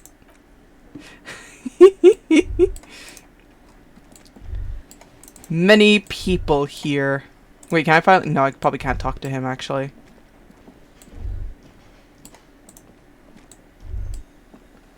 I can't really talk to anybody, huh? Okay. And I can't sing karaoke, can I? While holding a crowbar. Not allowed. I'll figure shit out. Oh yeah, maybe the lady is home again, and I'm gonna be like, hi. The door is closed. There is no answer. You hear the shower being turned on. Somewhere inside, a tremendous loneliness comes over you. Everybody in the world is doing something without you. I'm gonna swallow this emotion. Island Empire, you better stop bringing me down. The door is closed. Okay, I'm done. I'm done. Let me just go into my shitty room, then.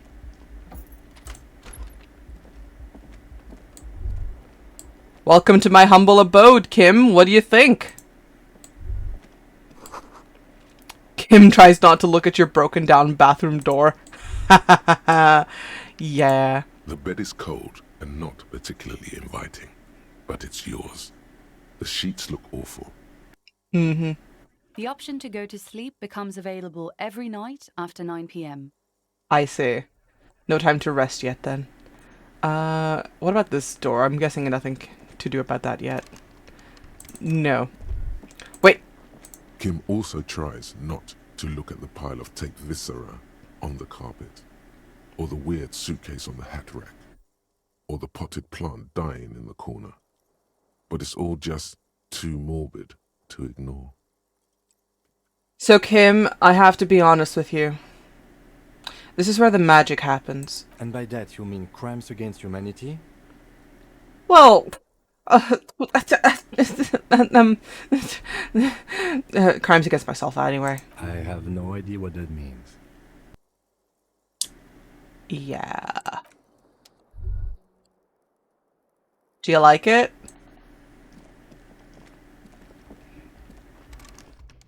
Is this where your room's gonna be, Kim? Yes? Alright, I still can't convince him otherwise.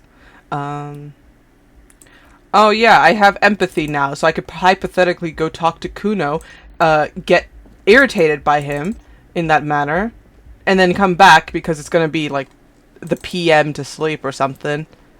And then something, a new day dawns, a new adventure. Terrible things go down, like always. Kuno, it's like 8 p.m. Are you still doing stupid shit? Yes, you are. Hi, kid. I got questions. Fuck does Kuno care? Shut the fuck up. What's going on is an ungovernable youth on your crime scene, throwing around incendiary language, trying to push your buttons. Like you don't have enough on your plate. You feel a sudden surge of self-pity coming on.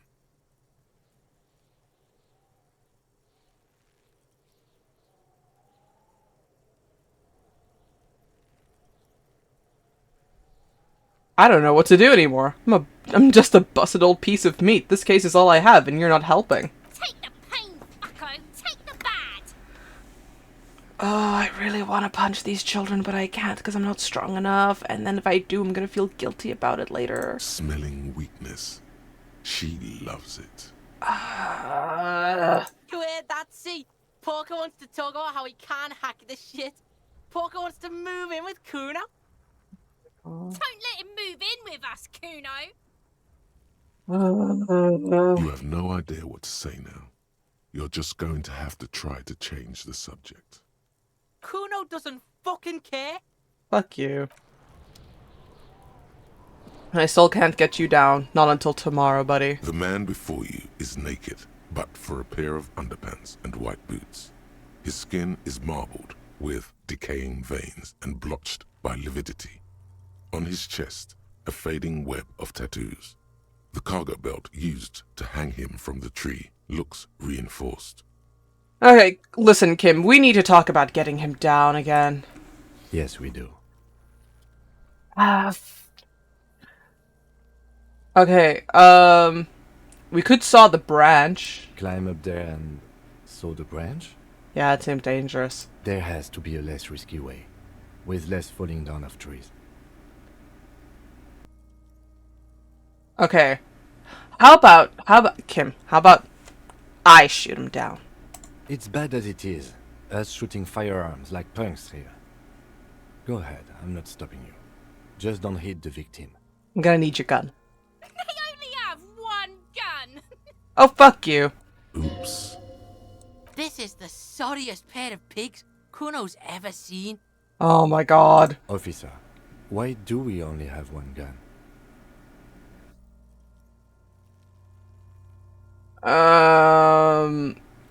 Shit. Shit. Okay, Kim, listen, I really don't, I can't stress right now that I don't want you to be mad at me. But, do you remember when I told you I didn't have my badge or uniform with me when I woke up? I didn't have my gun with me either. That is even more unfortunate than the badge. You need to contact your station about it as soon as possible. Try not to lose this one, please. Promise. Yeah, take it, you fucking banana boyka. Take it and shoot yourself in the mouth. If only I could shoot a child in this game. If only. Anyway, I'm gonna feel the weight of the gun first. The cold piece of bakelite and gunmetal is surprisingly light. Your fingers fit right through the guard, instinctively resting on the trigger. The fuck are you waiting for, Kuno? Tell him to shoot himself in the mouth. Oh my god. The buckle comes into focus in your sights. You stand with your feet planted firmly in the ground and your left hand supporting your gun arm. Oh, this is gonna be tense. I feel it. Why don't you just shoot yourself in your mouth? At least you won't miss.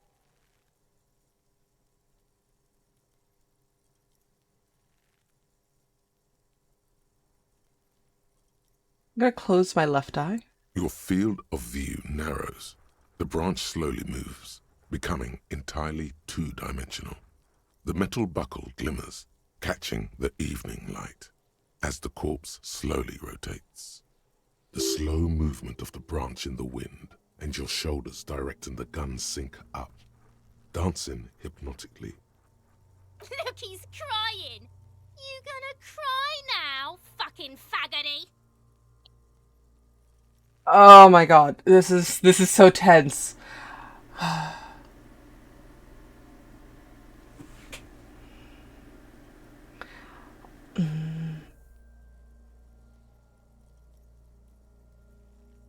There's a red check. It cannot be retried. If I fail, I fail.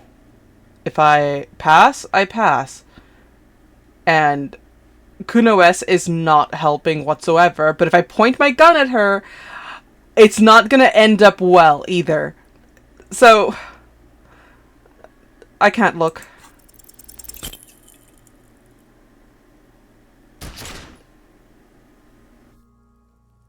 A plume of smoke erupts from the barrel. Your hand goes numb from the explosion. With your ears still ringing, you lower the weapon to see what happened. I shot him in the fucking gut. You missed the belt, but hit the corpse straight in the chest. Bits of ribcage protrude from the skin. No blood, only a murky sludge dripping down his belly. The sudden stink makes your eyes water. Oh my god, he's gonna fucking cry. I knew it.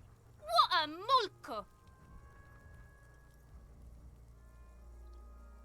I'm crying because I'm sensitive.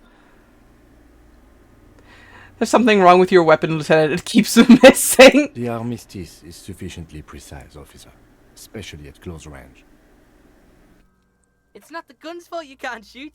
It's your pig hands. Pigs don't have hands. They have, like, fucking hooves or something. Oh my god. Kuno has hands. Kuno can shoot that shit down for you.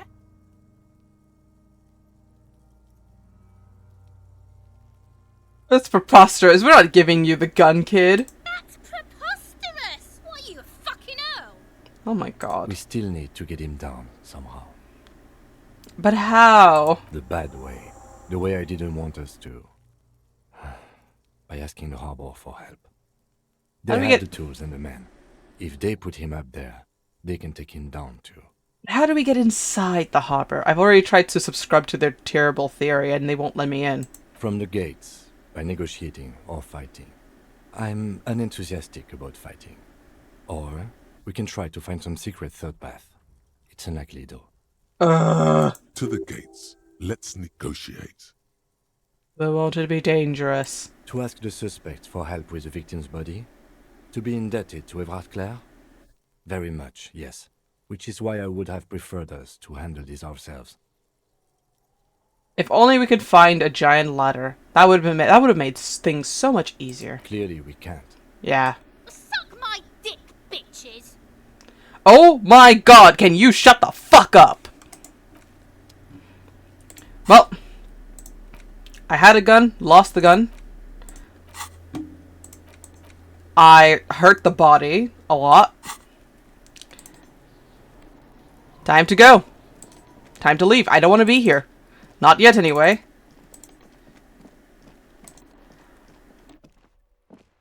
I wonder what would have happened, though, if I did aim the gun at her. I wonder, but then I have to remember that this game is going to judge me horrendously, I feel, if I did that. Or I would have had this all in my, like, someone's going to hang that information over my head for many years to come, and I'm just going to be like, are they still here?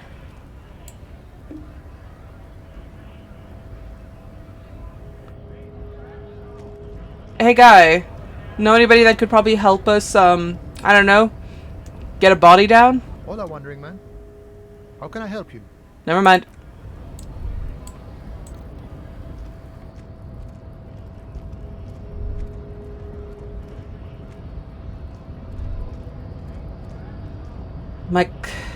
Not even my guy, just guy. Please. The unpromising race pupil returns.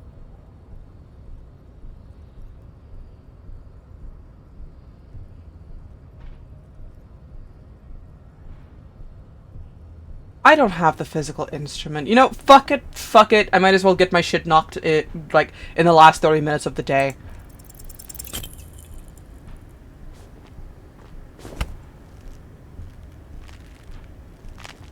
How did this happen? Your little fist is in his giant hand, and he's squeezing it. It hurts. Yep. You must be out of your mind, degenerate drunk. Say it. I am a degenerate alcoholic. Fuck it, I'm going all, I don't care anymore, I'm tired. Your fist cracks in his hand like a ripe apple. Pain shoots up into your brain as he's twisting it more and more. The words to the song have changed. Say, I am a violent drunk. Can I use one charge and then just say, no, I'm not going to say anything? Your hand twists in his grip and the pain blinds you. Still, you press the words out of your swollen mouth. Yup. Good. Now leave before you humiliate your homoerotic organization any further. Can't even get this box.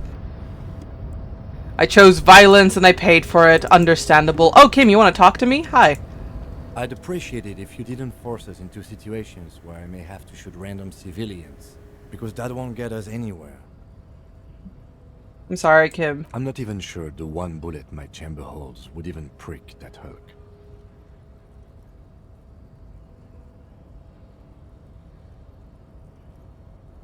How else are we gonna get through the gates? There must be some other way. Let's go see the yard again. It faces the other end of the harbor. We're done with Measurehead here. But yeah, I was trying to assert my dominance over him. That's a bad one to go with. And I'm like, I won't fight him again. I promise, Kim. Let's think of something else.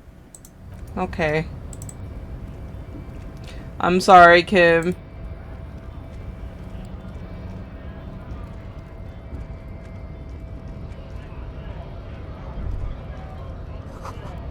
It says Gree. Hey, guy that likes to just yell. What's up? Nice aggression with the native. Don't let the chief fool you next time. You don't need to be that up in his face. Leave yourself space to move. I hate everything here. Not bad advice, actually. This might do the trick. Let's talk about our right to work.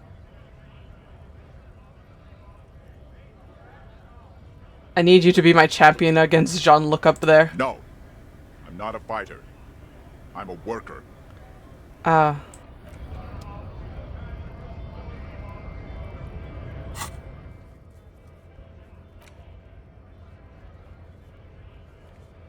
Central furnace, physical instrument.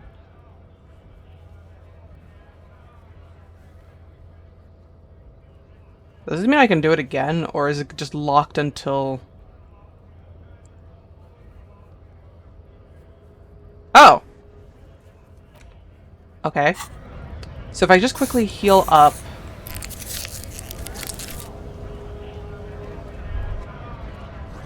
The Greater Revishal Industries Harbor. That it is.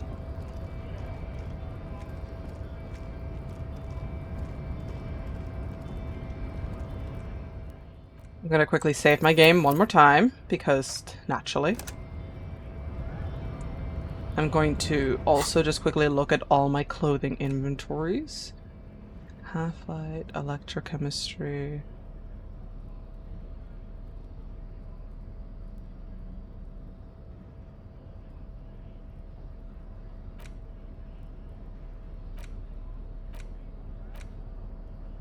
I don't think I can have anything that's gonna help. Well, I'm gonna probably take the glasses off for now.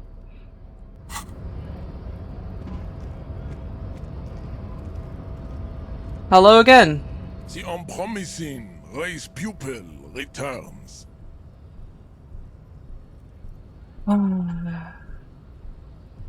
Formidable 13, but it's like a low.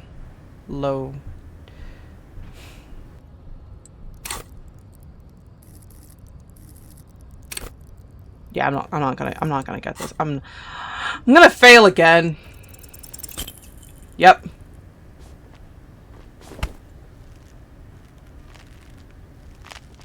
It has happened again. The Titan has your fist locked in his hand, and he's twisting it. Another fit of criminal rage. Who are you, in your own words?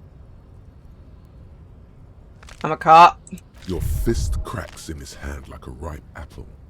Pain shoots up into your brain as he's twisting it more and more. The words to the song have changed. Say, I am a violent drunk. I'm a violent drunk. Good. Now go before you enter cardiac arrest. Oh, God. Please, stop doing this. You are making us look bad.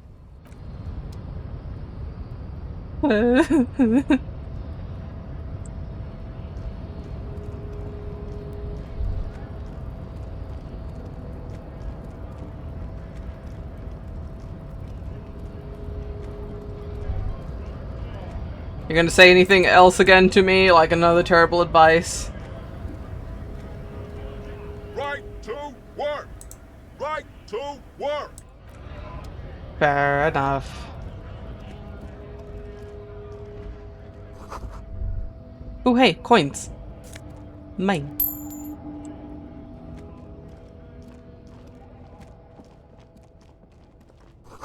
A foreign car kept in good condition.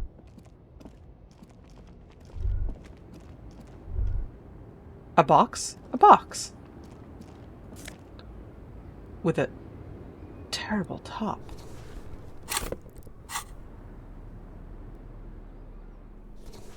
Steam key. Okay. Kuru indeed.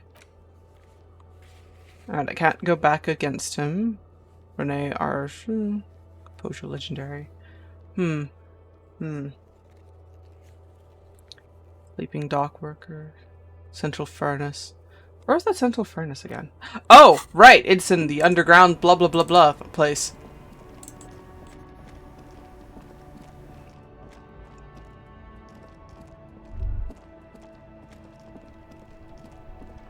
Let me go ahead and check on that real quick, actually.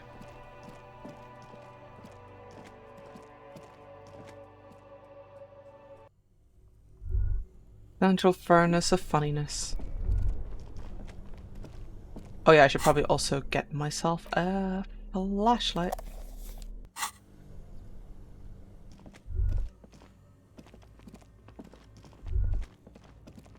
Is this the furnace? A thick layer of coal dust covers the furnace, coloring it pitch black. Hello? Something breaks loose in you. A mighty bellow echoes throughout the chimney's depths. The chatter of tiny voices above suddenly cease. Then, Hello? I can hear a woman's voice. you awaken the entity.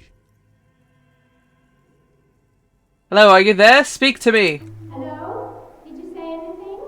I can't hear you. Please come upstairs. There's a safety curtain on the second floor. I'll open it. Okay. You hear a low rumble upstairs, the sound of a curtain being pulled aside. Hot damn! After you, officer. Nice.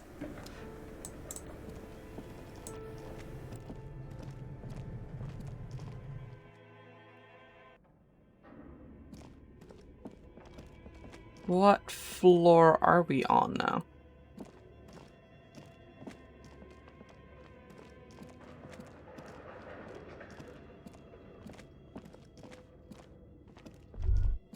How did I not see this before? It's probably because it's really... Postcard! Also these. What is this? Shoes of melted snow.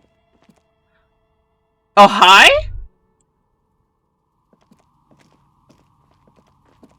Hello? Hello. I'm Nia. A bird-like woman sits on a throne of tools with emerald light shining through her hair. Did you try knocking on my window? I must have missed you. I've been listening to my Milius. She taps on her headphones. So what kind of die are you looking for? Huh? Could this be the malicious entity? Perhaps it's wise to go along with this masquerade for now. She's got a direct view to the backyard. You should interrogate her about the lynching. Hold on, what do you mean by Milius? Yes, a Milius is like a call-in station. You need a two-way radio to access one.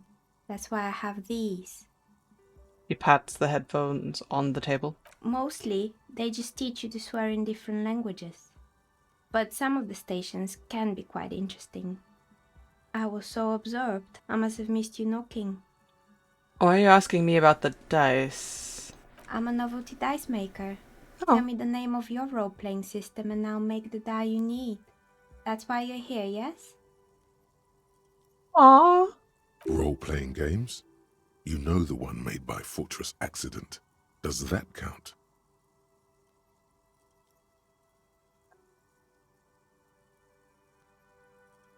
That's as much as I would love custom dice.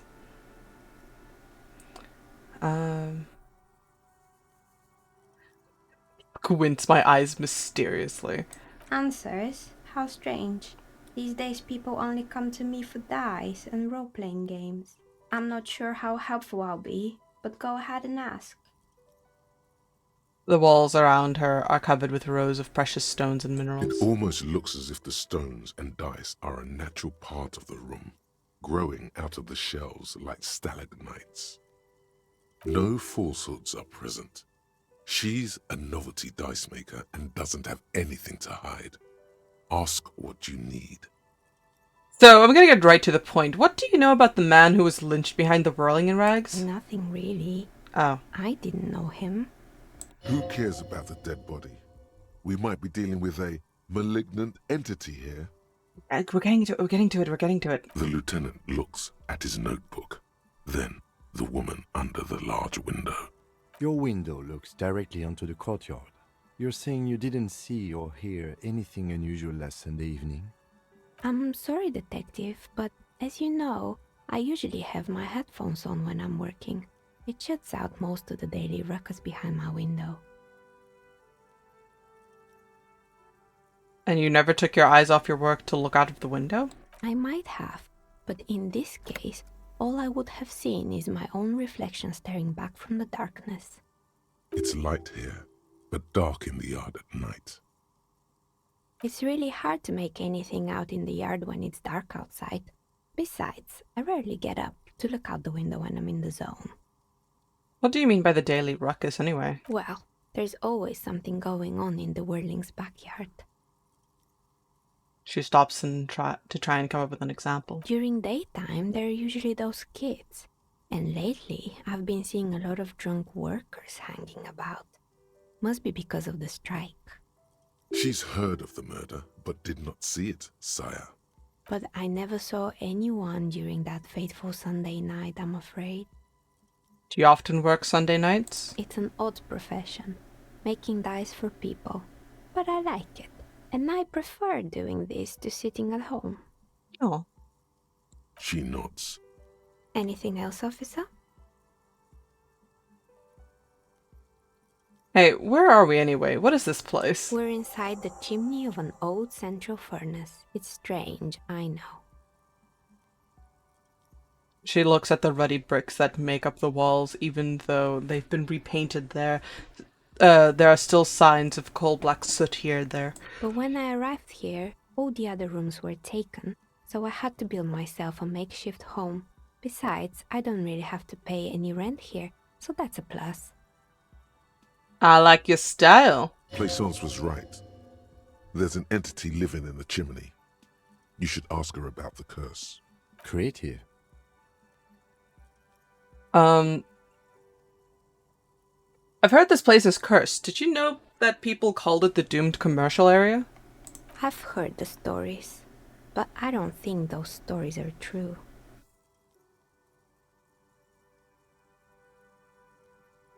Wait, how do you explain what happened to all the companies then? It's just capitalism. We only hear about tales of success, so it's often surprising to realize how many ventures actually fail. Plaisance is the one who sent me. She's convinced that the place is swarming with malicious energies. Plaisance, the bookshop lady? I've heard that her business is doing rather well. Have the energies spared her somehow?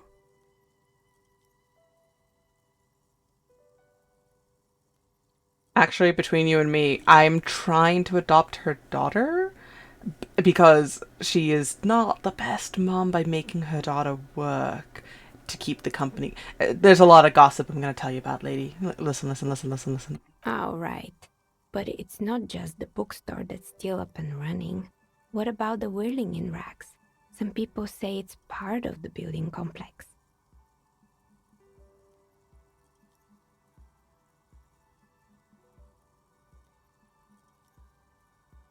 Hold on, the Whirling Rags is part of the doomed commercial area? You could say so. Both houses were built at the same time and under the east of the Commerce Central project. Yeah, you're right. The Whirling really doesn't look like it's cursed. And then there is me. She sighs, looking at her messy work table. All kinds of tools lie there, scattered from knives to carving files to wire cutters. I've been here for 14 years, selling novelty dice to role-playing enthusiasts. Not exactly a million-real business idea, yet somehow I've survived despite the talk of malicious energies. Strange, isn't it? You're right. Maybe it's just because she's so talented that she's been able to woo the curse.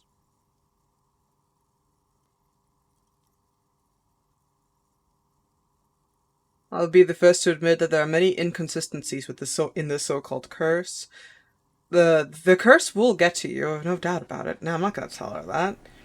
It's because you're competent and dedicated to your craft. I think I'm going to tell her that Plaisance thinks that you're the source of this malignant entity. Malignant entity? What does that even mean? Some kind of sorceress? What about you, officer? Do you think I'm the malignant entity? Time has come to face the source. Fear not, for the forces of the universe are supporting you in this psychic quest. I'm sorry to see that there is no curse, only business decisions and natural market fluctuations. Exactly. Truth is always so disappointingly mundane and boring. But I'm glad we got this sorted out. Anything else I can help you with today? That's all she has to say on the subject. She's been thorough and truthful, as far as we can see. You know what happened to the other tenants? Everyone else is gone. More or less. Are you interested in anyone specific? Oh, quite a lot of them spring to mind.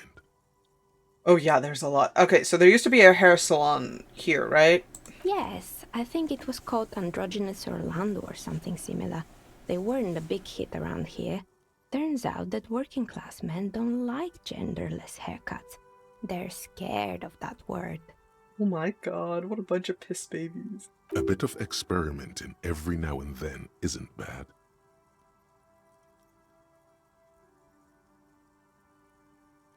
Would never let anyone androgynous touch my hair. I would let any non-binary person touch my hair. You kidding? What's wrong with a bit of experimenting? The customer should have been more open-minded. I guess it just wasn't the time yet. She tucks a strand of her hair under her headscarf. You are adorable, madam. Okay, so what happened to the gym? It wasn't merely a gym, it was Artemitep's boxing club, a community project created to steer at-risk youth away from drugs and crime. Maybe that's what Kuno needs, a community-centered boxing club. Kuno. Who's Kuno?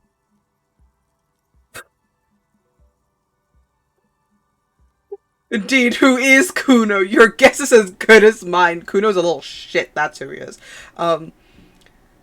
He's a little ginger gremlin who likes to defile dead bodies. Oh, you mean the kid with the sailor's mouth? Yes. Yes, I've heard him yelling profanities in the backyard. She looks out the window, her face reflecting back in the dark. I think it would take more than a gym to help that kid. And who was Artemitep? A kind man from Zemsk. I heard he had some trouble with the law when he was younger, and that's why he wanted to start the gym, as his way of giving back. And how did that community project work out? It didn't. If anything, it made the youth situation in Martinez even worse. At some point, someone started a rumor that the punching bag downstairs was full of amphetamines. It's not really full of that. No one would store their drugs like that. Eventually, the coalition took away the funding and the club went bankrupt. This was a few years ago. It's gotten much more peaceful around the plaza ever since. So, what's up with the broken windows? Oh, this one's a mess. There used to be a company that promised to repair windows 24 hours a day. What could go wrong with this one, right? I'm listening. Turns out, the business was actually set up as a front for an illicit group that was producing snuff milias. Who would have guessed? Oh. What's the snuff milieu? Encyclopedia, please. And they never cleaned up the debris either. Now it's just littering the hallway and I have no idea how to get rid of it on my own. I'm not gonna even ask about the snuff milieu. I feel like a good chunk of us can already can fill our imaginations with those words alone. Yeah, don't. Did someone here make stuffed animals? I saw mounts lying around. You mean Mr. Fabron, the taxidermist? No, he mostly just did drugs. Ah. Anything else? I found some mannequins that some people could say are creepy. There used to be a fashion atelier here, but I have forgotten the head designer's name. They were doing well for a couple of years, until the insect rights activists came. I didn't know insects had any rights or activists. Yeah, the atelier didn't know it either. They produced a certain collection that used chitin among the materials. Apparently chitin is made in the Occident, where it's extracted from beetle wings. Ah. And you know how all kinds of political movements are big in the Occident. The activists shut down the biggest chitin supplier, which of course caused the price to skyrocket. And, naturally, all the most fashionable tastemakers refused to be seen in chitin from then on. The atelier went bankrupt before they could finish the collection.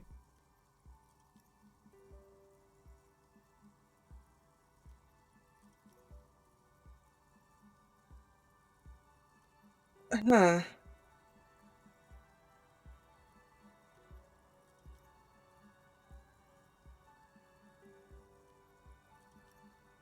Okay, I don't like all the answers I have. Like, Yeah, okay, I'm just...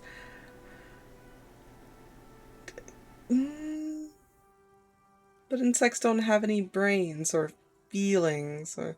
It's still kind of cruel, though, I guess. Like, yeah. Really? Anyway. He looks at the windowsill where a dead fly is lying on its back, curled up like in a bow tie. Oh my god. Poor guy. Suddenly, you get a feeling that insects are important to the case somehow. It's hard to say why. Okay, so what's with the rotor blades and skis? They were made by a company called Slipstream. After they pivoted from making rotor blades to skis, their chief executive took off on a vacation with all their money. She rests her chin on her hand with an impish smile. Honestly, I think it's quite funny. I think he's still sending out holiday transmissions from Tulula or Tiumotiri or Hashtkor or wherever he is. What do these transmissions say? The usual, I imagine.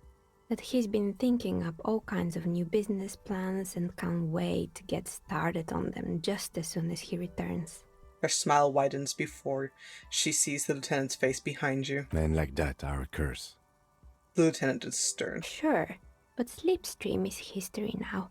All their remaining assets got seized by the bailiffs in 47. I have no idea why those skis and blades are still lying around in the house. Not much use now, I guess. They were just the props. Why return them? I found this strange machine. Fortress Accident, the radio game studio. She closed her eyes as some remnant of memory lights up her face. She liked them. Oh. They were an interesting bunch. We talked about role-playing systems every now and then. Once, I even saw two of them get into fisticuffs over Wirral. That's understandable. Fantasies are serious things. The mind is the drawing board of history. They certainly took their work very seriously, even if they seem to be chronically liberal with their schedules. What? The usual. They ran out of money and couldn't get the project done on time. What went wrong? Well, I did hear them talking at times. She looks at the hallway as if she can still hear them chit-chat behind her curtains on a cigarette break. They seemed to believe they were historical individuals on some grand quest. She sounds almost mocking when she says that. From what I've seen so far, the project did look quite impressive. Yes, but when the money started to run out, they just began to complain a lot about capitalism. You know, how the markets are rigged to keep out new businesses and so on. Wait, did I sneeze? In the end, they just didn't get it done. They didn't have enough willpower to produce something truly historic, and to show up to work on time.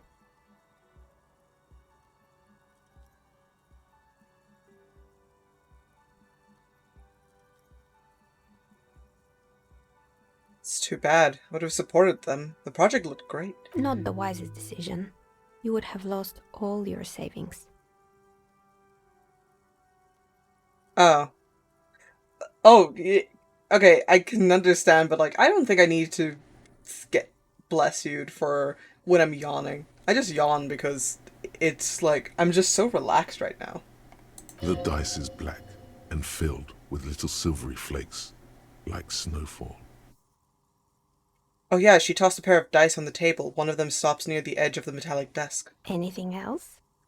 There was this terrifying taxidermied bear in the cellar. Oh boy, the fabled Revachol ICT. You're in for a treat here. She smiles and leans closer, hands on her knees like a stand-up comedian ready to tell a story. The place was owned by two guys who had some rather innovative ideas about marketing. The bear was one of them. Now ask me about their other ideas. Indeed. What were the other ideas? Alright.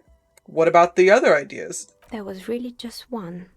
And it involved picking out the prettiest girls in the neighborhood and paying them 20 cents per hour to man the booth. Huh. And by man the booth, I mean slump behind the counter with a face that could maim you if you ever dared to disturb their bored magazine browsing. He leans back, disapproving. Fritte does the same thing.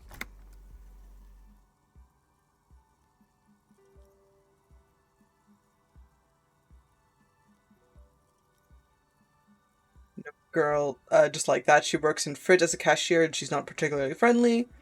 What did they expect? 20 cents per hour is dog's pay. I'm surprised they showed up to work at all. That's an award-winning idea. How else do you choose people around you? I don't have an opinion on employing teens. I just want to know, did it work out for the business? Okay, I know a girl. Employing silky teenage girls is a widespread practice, yes. Unfortunately, they always come in packs. I'm talking about acne-ridden girlfriends and gorilla-like boyfriends loitering near the shop. At least that's what happened with Ravachol ICT. Huh. And they already had the bear. She closes her eyes as if remembering something painful. What about the bear? The bear. She repeats, pressing thumbs into her temples like trying to suppress a headache. It didn't work out? Of course not. The bear was terrifying. No one wants ice cream guarded by a hostile apex predator. To make matters worse, the fridge didn't work too well either, and half the ice cream came out malformed and partially melted. Ah. Eventually, Ravachol ICT lost the price war to its rival, Glace 5000. Glace 5000 sold caramel sundaes for only 5 cents a piece, out of regular fridges. So I killed the bear. You did what? She rolls her swivel chair an inch closer to you, unsure whether she heard you right. I unplugged the fridge to help Ravachol Ice City cut their losses. Ugh, of course they left it plugged in. Even in death, the bear is costing them money. The taxidermist who made it said it was his vision beast. He said he met his vision beast while high on desiccants. He called it Megatherion. Sounds cool. Does. It sounds dope. Why is everyone doing drugs in this place? Even the taxidermist? So, Megatherion? Megatherion. A mega wild beast. What's a mega wild beast, madam? It's an imaginary beast that guides you through life. By telling you to do more drugs, mostly. I don't have a comment on drugs yet. Understandable. You shouldn't do them. You're a police officer after all. Yeah. Anyway, now you know the story of the fallen ice cream empire. Anything else? Another failed business, perhaps? I've been here for a long time. I found the building's intercom, but it's not working. Oh, right. I hope you didn't try to ring me. I think none of those doorbells work, including mine. I'm still in the middle of connecting the wires. Sorry about the confusion. Ah. The doorbell with the empty name card must belong to her then. So you're telling me that the doorbell with the empty name card was yours? That's right. I haven't even written my name there. As I said, it's quite useless right now. It doesn't work yet. I was also wondering about the whirling in rags. Is it part of the same building complex? You could say so. Both houses were built at the same time and under the East Delta Commerce Center project. That explains why you can call the whirling from the intercom. Albeit, I doubt that anyone responds. Yeah, Gart didn't want to pick up the phone either. If the whirling is part of the same building, then it's part of the Dune commercial area. The darkness of this place is there, too. I saw a name, East Delta Pinball, on the doorbell. Right. It used to be a gaming arcade. This is an ancient failure, before my time. I'm not surprised, however. My advice? Don't base your business on a fad. Hypnotism, fluorography, trick-track, especially pinball. Agreed. Pinball is the worst. His disdain for pinball could not be clearer. A strange thing happened when I tried calling a company named Slipstream SCA. Someone answered, but... It can't be true. They don't work here anymore. They've been gone for years. Yeah, so the thing is... Are you sure it was Slipstream SEA? Was it a woman? Maybe it was Plaisance from the bookstore. She said she was from Tricentennial Electrics. Tricentennial Electrics? There's a moment before she recognizes the name. It used to be a major electric company 100 years ago. Are you sure it wasn't just some kid playing a prank on you? No, this prank is smarter than Kuno. No, it was something else. It was eerie. It was too real to be just a prank. Either we're dealing with a professional actress, or...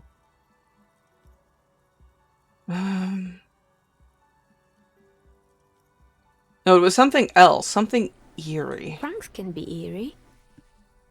She still looks as if she's still convinced there's nothing to be worried about. Oh, the kids these days.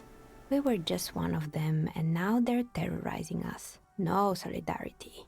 No, actually, the Slipstream SEA mystery might be a recording. I called it again later and got exactly the same message. Why would Slipstream SEA have a 100-year-old recording as their doorbell message?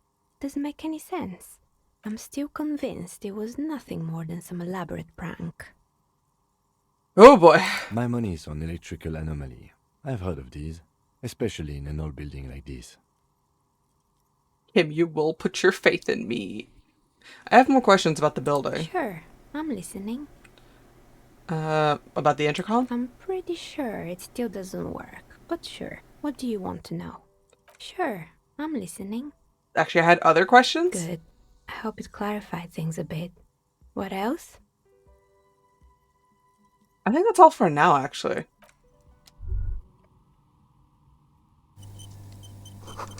The candy dispenser has been repurposed to contain thousands of dice. This tray is full of dice, colorful polyhedral dice, hundreds of them. Madam, you are a national treasure. To stay great. Alright.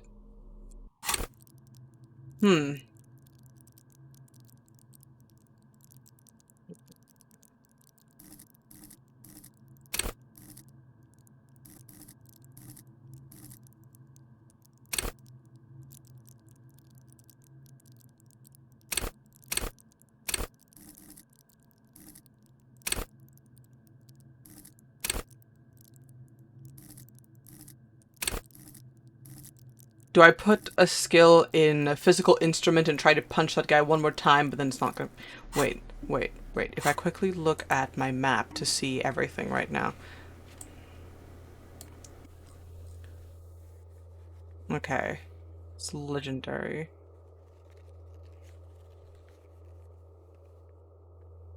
I love Etonite perception. Oh, right. I should probably, like, put into perception, and I can look at things better. What was it again?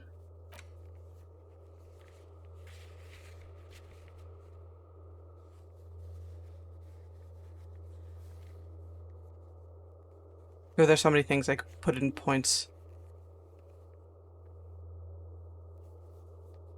Oh, right, I don't have a map of the RCM, so I can't exactly see where it is that I'm looking for.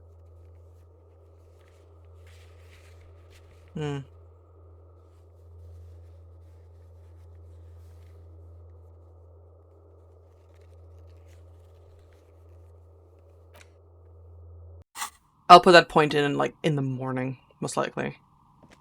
I think now is a time to leave, go to in-game bed.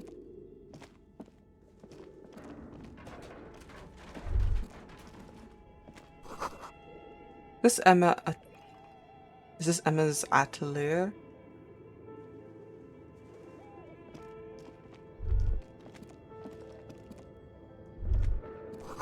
Looks like the remains of the 24th Windows repair shop.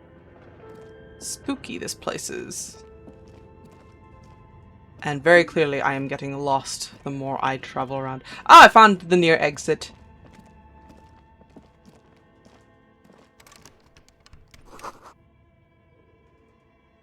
Oh, okay, I have to go out the other way because the store is closed and she's not gonna let me out that way.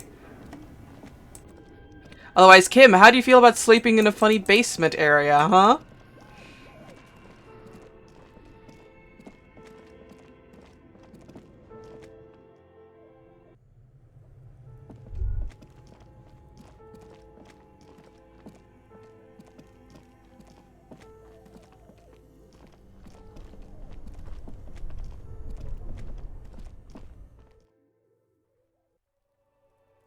Ow.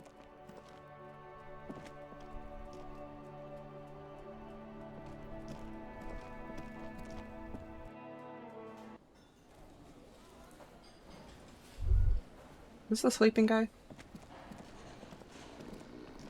The worker is in a deep slumber. Perhaps he's on his way to where you just came from, into the primordial darkness. It's, you just redeemed cracked the Eggu, and so, I have cracks all around my body now. Like, if I can quickly show you briefly. Golden cracks speckled about my body. Yeah. It hurt. Anyway, I'm gonna try to wake this guy up. There is only one way to wake this bone idol from his slumber. Roar like a hurricane. Rip the buildings from the earth. Why the yelling, man? 30-something man slowly lifts his head and gives you a pensive look. Looks like a sow descendant. A lot of sow dock workers around. You're alive! You looked out for the long count there. Wait, what? I was just sleeping. What do you want, officer? See anything interesting in your dreams? Thank God, no.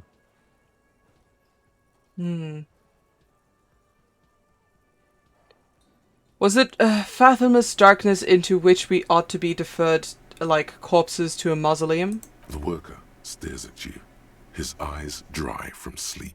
A web of wrinkles covers his tanned forehead. I don't know what you're talking about, kind sir. But when I'm out, then I'm really out. No corpses, no mausoleums, just quality time. I see. A little me time in the abyssal pelagic zone. You can never return to it now. Only detective work remains. Wakefulness and detection. Okay, do you know anything about the dead body in the yard? Yeah, what about it? I'm just trying to find out what you know about it. You know, people die here every day. Someone's found in a ditch, another one falls in a manhole, a third one gets eaten by stray dogs. Gotcha. If someone has decided to die on top of a tree, then how is it my concern? Well, someone has to look into it. Looks like I'm that someone. Tell me what you know. I can tell you this. Trouble's ahead. What kind of trouble? You heard what I said. Draw your own conclusions. That's all I know, and I prefer to keep it this way. I see. The lieutenant gives you a little nod, then makes a note in his blue notebook.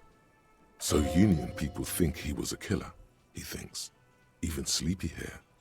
This doesn't help a lot, but it's something. Good work, detective. So is this yours? Indeed. Help yourself to some. Wait. No. Oh, it's empty. Sorry about that, pal.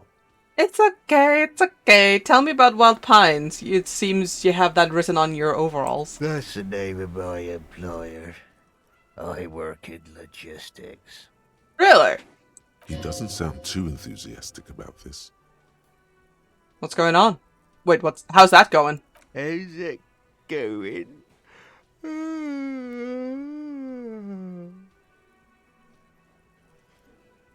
The dock worker lets out a big yawn, then stares at the cafeteria's terrace doors.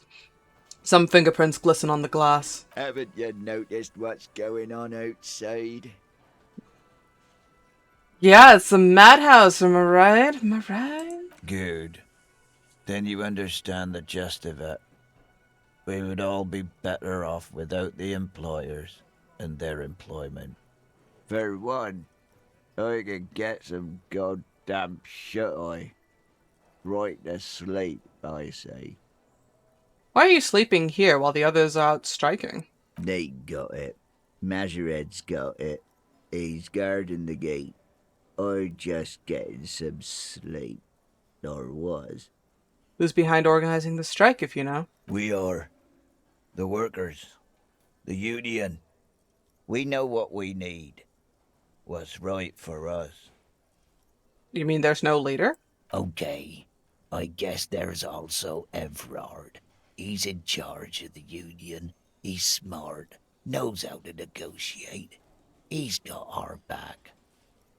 Alright. I guess that's all I can get that's all the information I can get from you right now, so sleep well. The dock worker doesn't answer. His head is already back down on the table, in sweet sleep.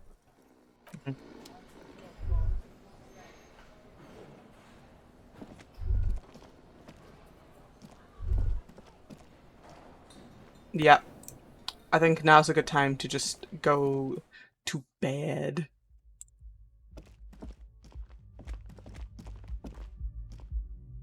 I gotta open my own door first. This is the door to the room you redecorated. Good night, Kim. Just a moment. We should talk about our progress on the investigation. Let's go out to the balcony. Yeah, okay. Let's go. God, Kim asked me out to the balcony. The air outside is brisk. The lieutenant is silent for a moment. He listens to the traffic hum. Then... Now then, we should talk about the investigation. But I also feel you're a bit hazy on the RCM. Our role here, our rights, our jurisdiction, basically. He likes to say, Kim, I had no idea you smoked. Oh my god. I didn't know you smoked, Kim. I have a cigarette every night when I go over my notes. It's something of a ritual. Kim's great.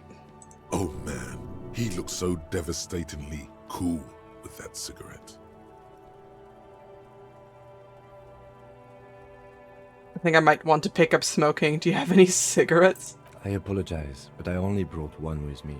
I have exactly one cigarette every night while going over my notes. How'd you get so cool, Kim? You mean this? This isn't cool. It's an unnecessary trial of will, and unhealthy. He flicks the ash. Yeah, smoking is very unhealthy. I don't like the smell of cigarettes at all. I never smoked. I'm a victim of secondhand smoking because my dad was a smoker and a lot of my old roommates were also heavy smoker. A lot of them were heavy chain smokers. So I got to be unfortunate enough to inhale a lot of their secondhand smokes.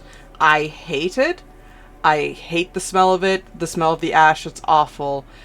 The only exception I can feel it being acceptable is always in works of fiction, where I'm unable to actually smell, it or have it affect me physically. So, if I'm fawning over it, and I'm gonna be sure to remind people about this, I will fawn over the fictional aspects of these things, because in reality it's damning, but in fiction that's what it is. It's fiction. It's not it's not coming out of the screen. It's not gonna harm me. It's not gonna punch me and tell me to do drugs. It's just there, and I can safely just consume it as a media. Anyway, back to the debriefing. Yes, it's been a long and eventful day. So how do you think today went? Well, we inspected the victim's body, so that's good. It was not easily approachable in that state, but we did it. Yeah. Yeah, I don't like vaping either. Like, just the act of inhaling and then exhaling that breath in my general vicinity does not make me feel confident as a human in anybody's appearance. I would say our initial inspection was very thorough, and we have solid leads to follow up on. Then you shot him in the chest, which wasn't ideal, and we still have to get him down from the tree. Look, I'm sorry I shot him in the chest, Kim. It was an accident. By not ideal, he means he can't believe he let you try that trick and would be angry if he didn't feel the outcome was partly his responsibility.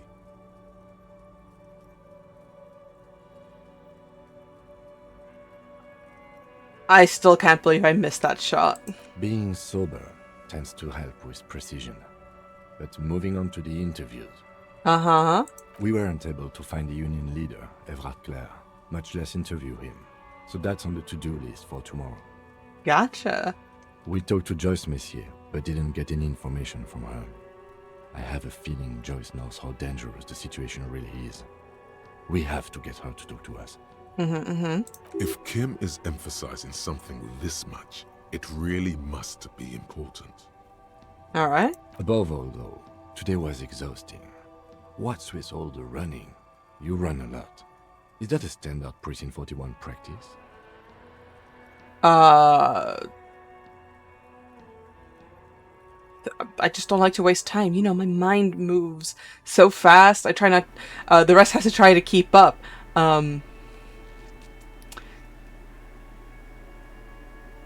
I don't know, Kim. My brain goes burr. You know how it is. It's impressive, especially for a man your age, and in those hills. Oh. Nice shoes, by the way. Huh. I like the green. Goes with the orange. So what are our powers exactly, the RCM? They're quite limited, actually. The power officers of the Revachol Citizens Militia exercise most frequently is imposing fines of up to 1,000 real for offenses, in accordance with an interdepartmental schedule. Wouldn't that be an easy power to, you know, abuse? Yes, although indirectly, as citizens can always request records from their local station. Uh-huh. Officers of the RCM have been known to take bribes of less than the prescribed fine amount. It undermines trust in the RCM. 1,000. Why not more? The RCM's primary role is to ensure safety. We are not really supposed to play any part in the economic structure of Revachol. Alright, so what else? We can arrest people, of course, but rather than bringing someone in directly, it's preferable to serve a station cold sleep. It prevents confusion and overcrowding. Wait, how can you be so sure the arrestee will show up? You can't. Those who don't show up become fugitives, though, and have fewer legal rights when they are eventually caught. It's about power projection. Thus far, they seem to mostly show up. I see, and if someone's resisting... As you may have gathered from the fact that we are expected to carry a record of our kills, like the one in your watermarks, we are permitted to use whatever force is necessary, and strongly admonished not to abuse that power. Wait, so if I kill someone while on duty... You have to supply compelling evidence for why it was necessary to use lethal force. In these cases, your partner is usually your witness. Oh. Not a good position to be in, by the way. Internal Affairs handles these cases thoroughly, by cross-examining you for inconsistencies. It is hard to cover for anyone, which is for the best. What happens to the people we convict? We don't convict. We arrest and send them to coalition government courts in Couron and La Delta. The prosecution works off our testimonies and records, which is why it's paramount to keep them. And who makes all these rules? The coalition government? Yes, the international community's mission in Revachol, and the moral intern more broadly. The RCM was formed by the coalition government to restore order in the international zone after the revolution. So we did. Now we attempt to maintain that order. No more, no less. His gaze is absent fixed on a window below that just went dark. Or perhaps it is better to say we were allowed to form. It's a point of contention whether the citizens of Revachol or the coalition government founded the RCM. Let's say it was the citizens of Revachol. Be sentimental if you like. Either way, the moral intern leases us the right to keep the peace in this city, and they will take it away if we misuse it. Or if they think you do. The Moral Intern, was it? The Moralist International are the world's largest political organization. You know who they are. They have been running this place after the revolution failed. If I didn't know, how would you describe them? They're a union of center-left and center-right parties across the Real Belt. Our coalition government is just one of its many projects. They also run the ICP, EPIS, most intergovernmental organizations in the world. What do you think of them? The moral intern are a fact. I try not to have opinions on facts until they change. And it doesn't look like that's about to happen. It is more than that. There's some kind of affection in him. You like the Moral Intern? Yes, I did, when I was younger. In my 20s, I considered myself a moralist. A blue forget-me-not, a piece of the sky. They're not all that bad. That's another leitmotif associated with moralism. But the years have changed that. I don't know what I believe in now. No, I believe in the RCM. That's enough for me. What do they believe in? What do they believe in? Yeah. They are Dolorians. They believe they continue the humanist project set forth by Her Innocence Dolores Day 4 centuries ago. Others say they are just technocrats. Those others say they continue the humanist project set forth by Dolores Day. Who was Dolores Day? A historic figure? The author of the modern age? You will have to look elsewhere for opinions. The subject of humanism is too abstract for me. What is their symbol? Interesting question. It's a blue forget-me-not. Their motto is love, compassion, self-discipline. I think you can gauge what they want you to think of them from that. Something kind and usual. Something almost self-explanatory. Something ominous. I have an opinion on the Melantin. Do you?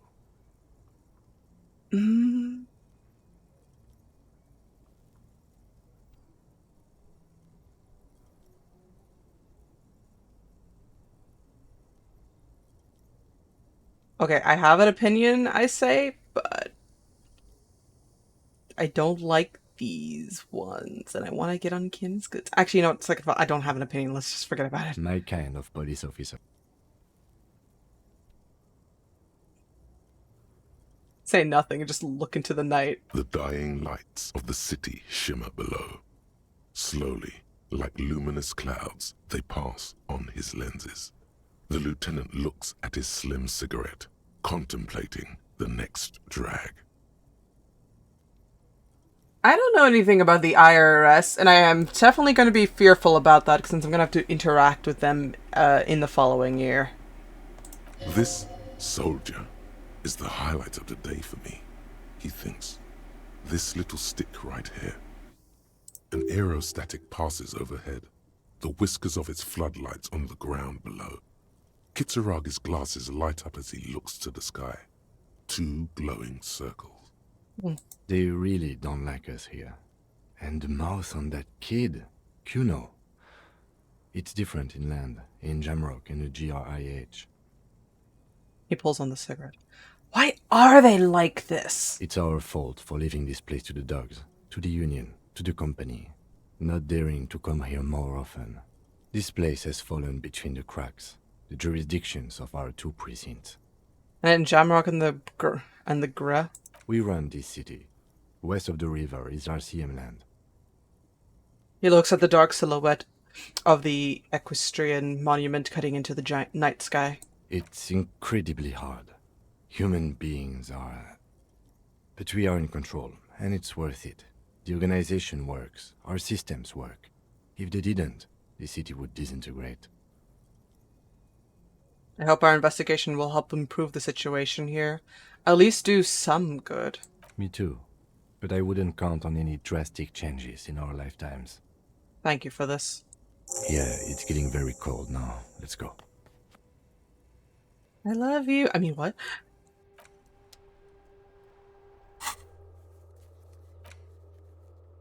End of the day with Kim.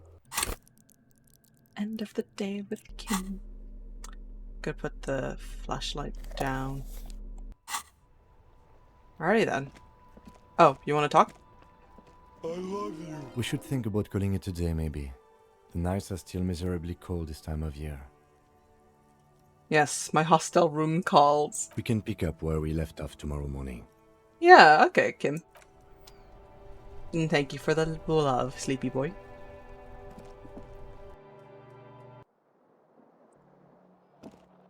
So, Kim, is that your room there, or are we rooming together? See you in the morning.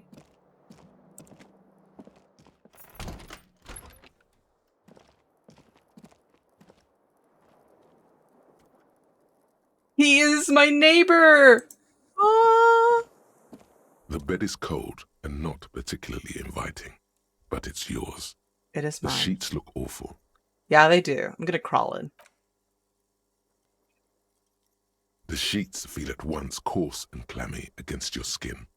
The bed sags beneath your weight as you stretch out and finally close your eyes. And then sleep doesn't come. But I want to sleep. Obviously, you're in bed with your eyes closed, but it's not happening. Why?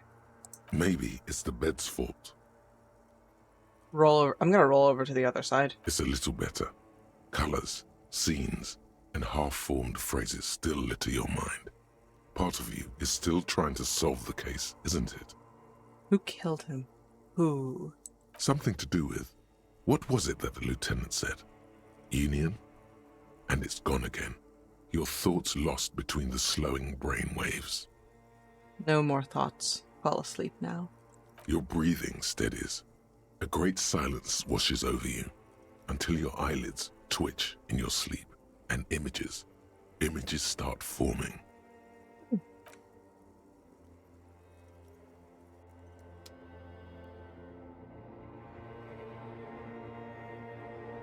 Oh.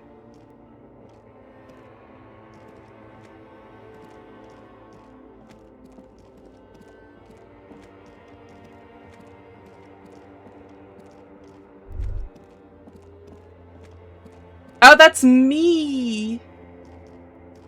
Do you remember the scent of your childhood? I was born in a hospital where people usually go to die. You're not kidding anyone, Harry. You don't remember shit. Tell me, do you remember your wife's hand on your face?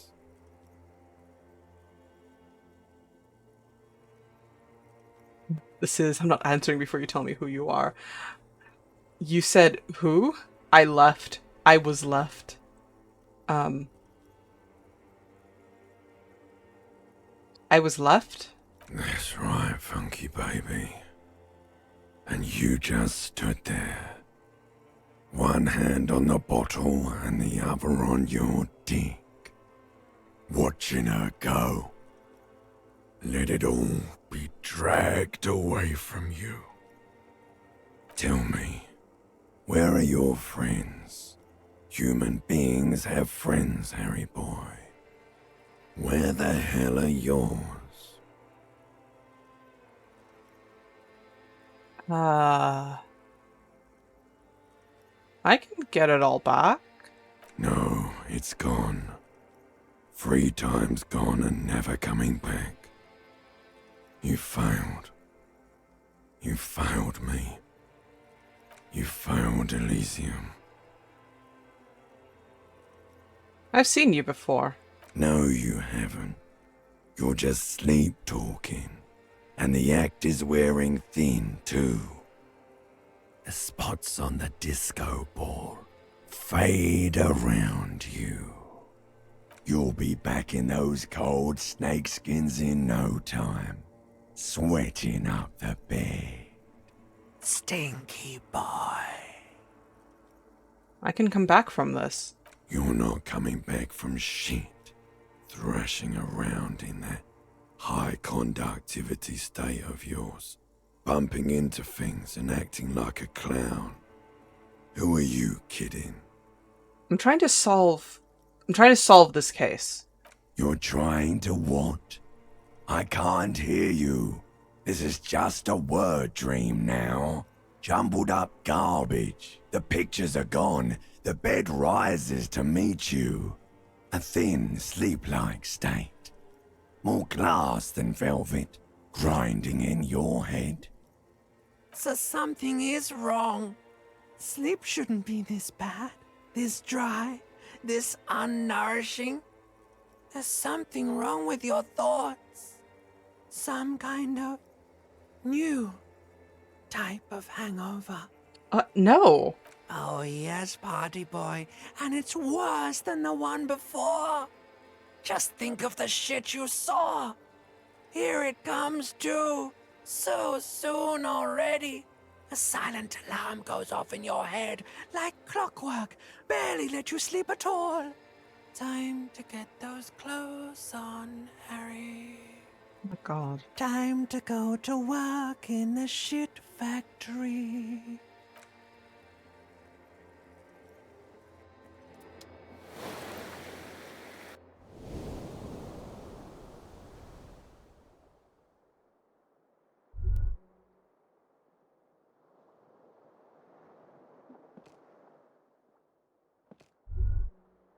Good going, buddy.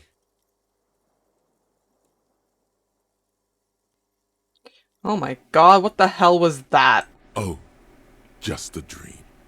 You have ones like that all the time. You feel even worse this morning than you did last night. What the hell's going on with me? You mean, why are you so tired? Too tired and down to even think? It is worrying, isn't it?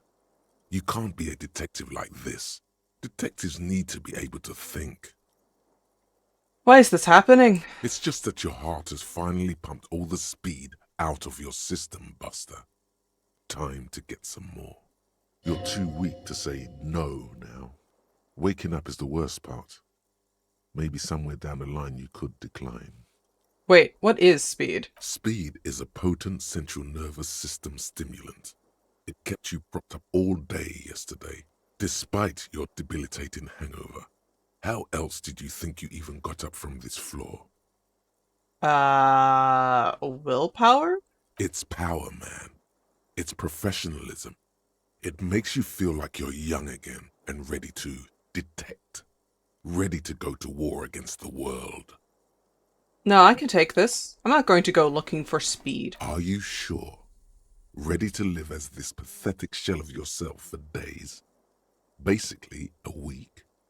Let's be honest, 2 weeks. Maybe 3. You won't make it. Half the town will be dead by then. You will be fired. That's a lie. I could do this without speed.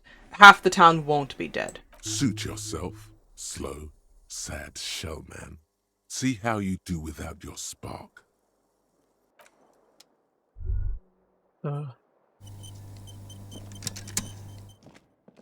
Morning mirror. A mirror hangs on the bathroom wall. In it, your face, adorned with the expression. Right. I'm gonna use the... Hold on. Can I fix the faucet this way? A mirror hangs on the bathroom wall. The chain cutters slip out of your hands as you attempt to twist the faucet into place. Well, you know one thing for sure. You've probably never been a plumber. Yeah, I'm definitely not a plumber. Okay, goodbye. Okay. So. Crap. The window stands broken in its frame. Cold wind blows in. The morning light hurts your eyes. It's hazy, but you see the ocean and some war-torn buildings. Alrighty then. It's a morning, it's a new day. Time to get up, get out, and find Kim. I should also level up, but I don't know what to put my level in just yet. Let's see, everything in the map. The Hanged Man Island Empire. Oh god. can it not wheel properly?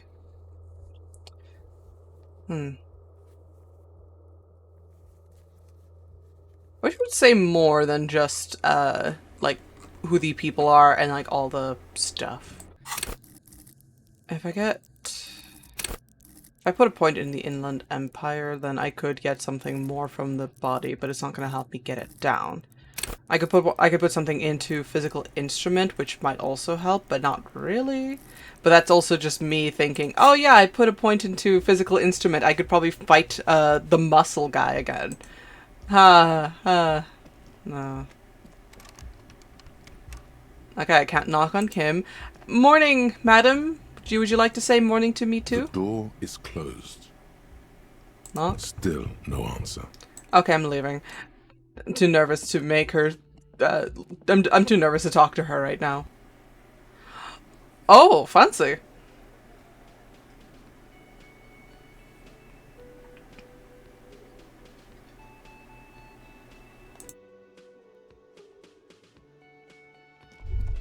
Hi. Morning, Kim. Morning. Looks like we can get to work at once. The Union muscle turned up. They look rowdy. We should talk to them. What do you mean by rowdy? I mean ungovernable. Martinez isn't exactly enthusiastic about the RCM being here. They prefer to be policed by the Union. These men here. Men who drink beer for breakfast? There's talk of an armed wing of the Union called the Hardy Boys, who are responsible for state policing. I think it's them. Are these the men Gart told us about yesterday? I completely forgot. Sorry, I had a rough night's sleep. It's them by the looks of it. Loud and nasty, just like the manager said. Well, let's get to it. One loose thread less to worry about, and one big problem to replace it. So many of them, should we maybe call reinforcements? That would just escalate tensions. No captain would sign off on it. Solving one murder isn't worth a conflict between the RCM and the Debarders Union. I see. I understand. Okay. In fact, even the death of 2 detectives might not warrant an all-out war. So let's keep a cool head, okay? Sure. One more thing before we do. Mm-hmm. We don't have to talk to them immediately. We can walk right past them, continue with our business. Good. A power move. Purposefully concentrate on something else first. Yeah, no, I think I'm going to talk to them first because I just want to get it over and done with, to be honest. But aren't you curious to know what they have to say about the murder? Exactly. They're in no hurry to leave. They think they own the place. Anyway, I leave that choice to you. Whatever you decide is fine by me. Cool. Cool. Oh my god, 15 points until I get another level up. 2 level ups, indeed. Actually, wait, do I get...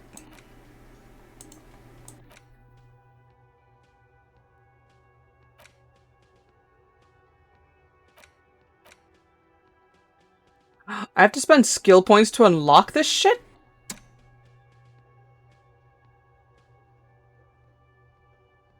Ugh.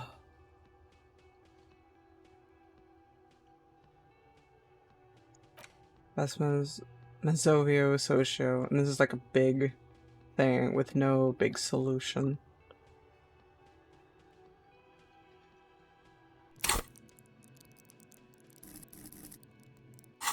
I'll think about it.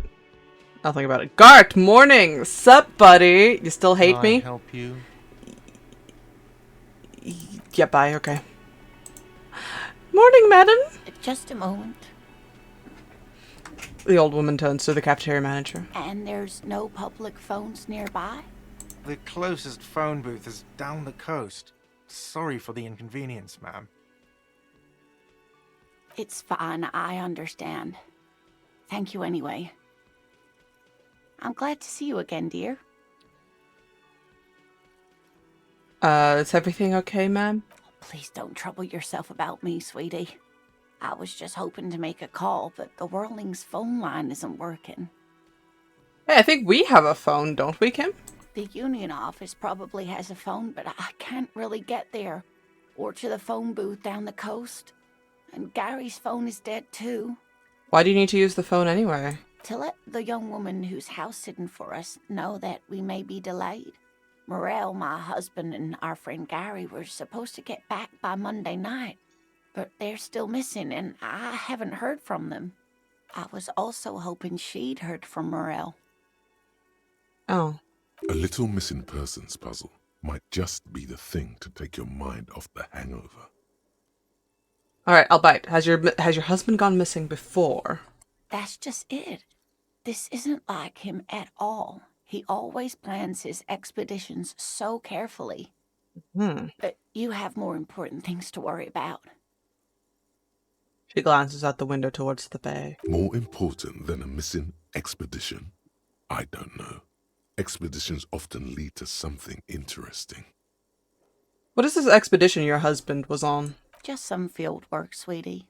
Morel is a highly trained scientist. He and his assistant Gary are studying an extremely rare species of insect. Oh yeah, I was talking about how I liked bug. But they should have returned by now. They were just going down the coast across the water lock to set a few traps. He said they'd be back on Monday. What could be keeping them?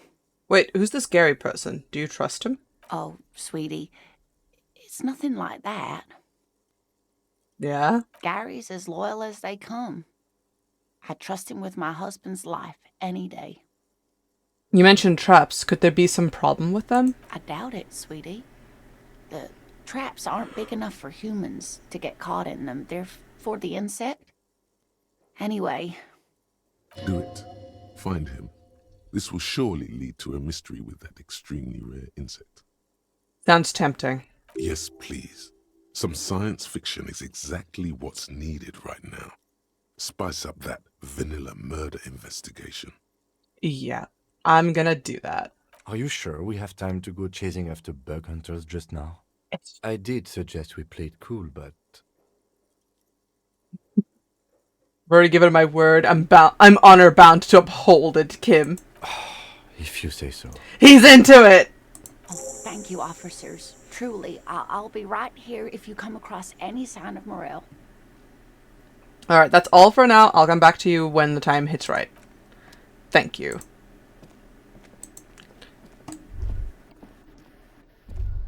Oh boy.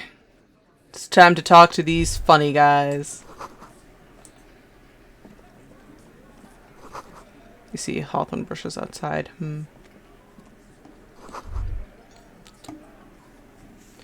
Alright, I'm gonna quickly save my game because of course I didn't do that yet.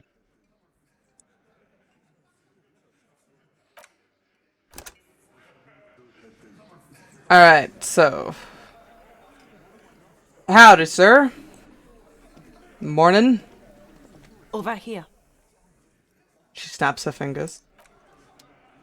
Oh, hello? Let me handle this. The woman says to the crowd, "Hey, gardener! Hey." You seem a little different today. Less hospitable. You are far from home, lieutenants. This isn't a district known for its love of self-proclaimed militiamen. Wait, you're not a gardener? That's right. I'm not a gardener. I'm a legal counselor for the Dock Workers Union.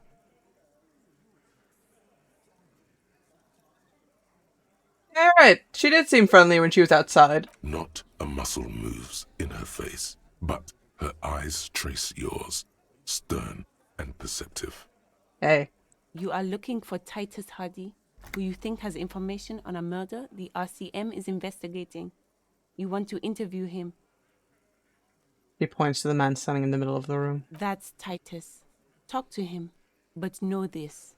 I'll be keeping an eye on you. No strong arming. Nothing official. The District of Martinez does not recognize your authority to make arrests. Ah. It doesn't matter if you recognize our authority. We will make an arrest if we have to. It. She says nothing. Her glare speaks for her. So, what's your role in all of this, actually? Like I already told you, I'm a legal counselor. Do you have hearing problems? I just want to talk to you and not Titus. What you want is of no significance, officer. Don't test your authority. In Martinez, you are no one. You're so aggressive. Aggressive? You make your living enforcing violence. These people are just dock workers. So you were spying on us, and now you represent murder suspects. Just dock workers. Huh. Listen, you moral intern lackeys. You're a mob, enforcing the unlawful privatization of Revachol. 20 fat men in the Occident are stealing it all, and you're their bodyguards. This is a big 180 from day one. Fuck yeah. Bruh? So ask what you came to ask, or get back to your commanders.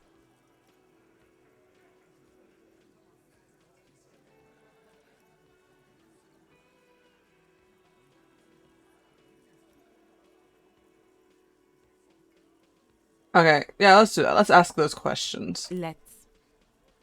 What are you gonna do to me? What are we going to do to you? He starts laughing. It's a cold laughter devoid of joy. The Union isn't going to do anything to you. It is not a crime syndicate. It is a labor organization. Okay. Goddamn right it is. Oh my god, Titus. If anything, it is the RCM who do things to people. But we digress. I should go talk to Titus then. Hey Titus, buddy. This is where you say your bit. What, he points at me with a beer can. Okay. Detective. The lieutenant acknowledges you with a sharp note. He's leaving it to you. Alright, I'm not gonna say anything yet. Hey, dipshit. You hard of hearing or something? The boss man's talking to you. Who the fuck? Okay. Do not let their squeals disturb your serenity. These are but simple peasants, sire.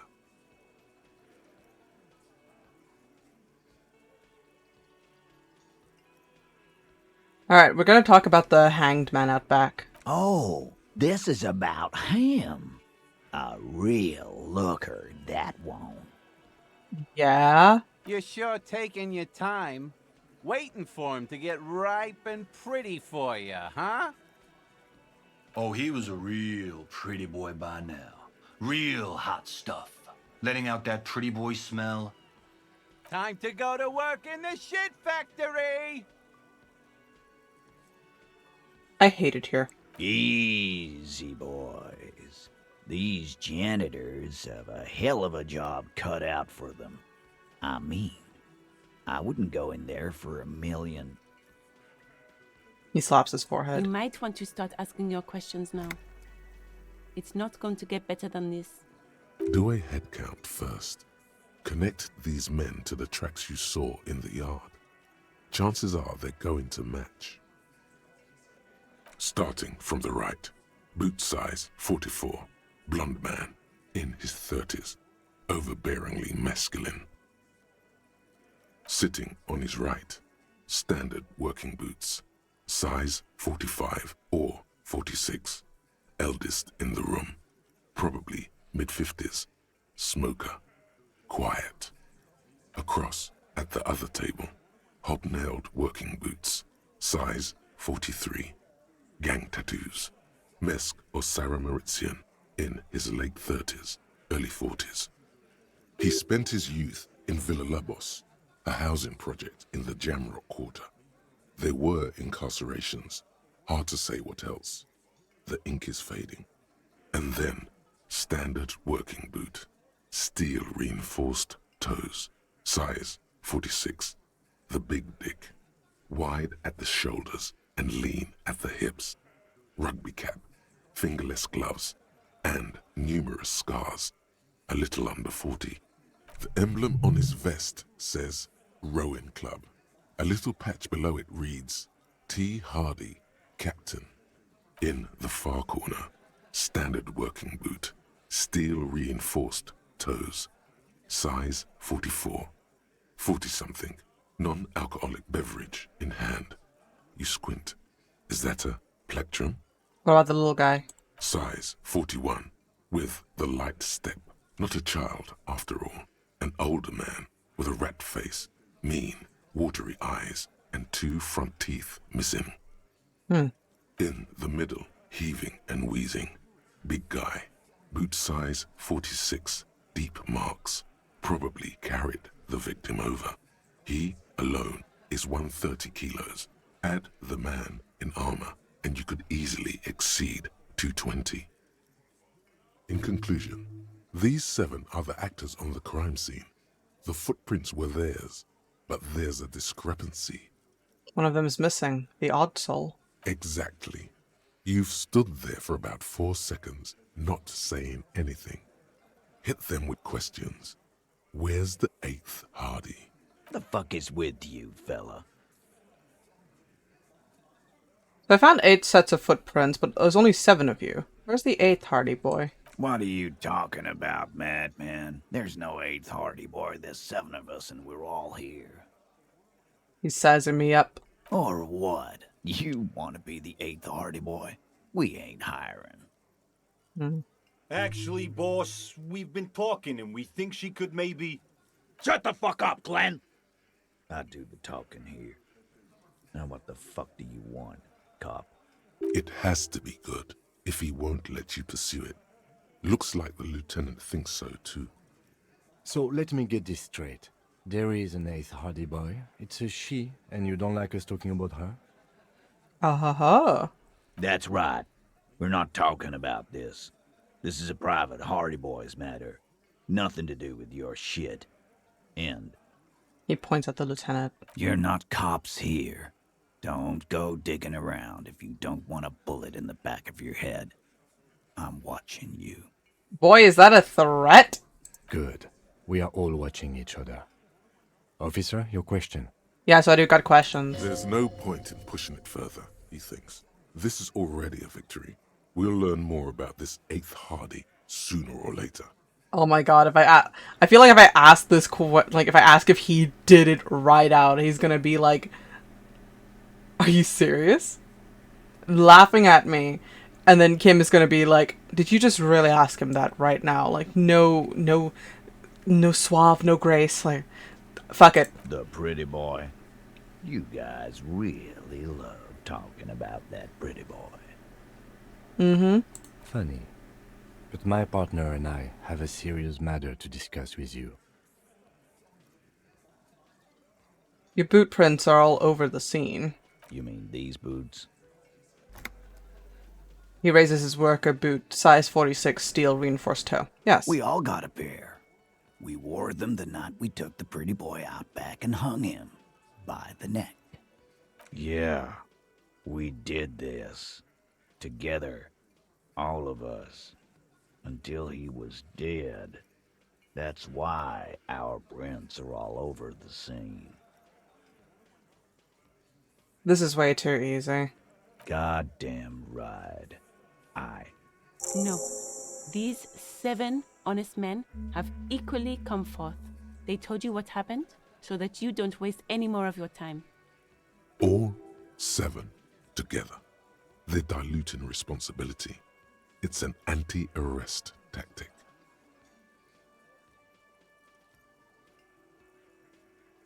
So why did you kill him? Why?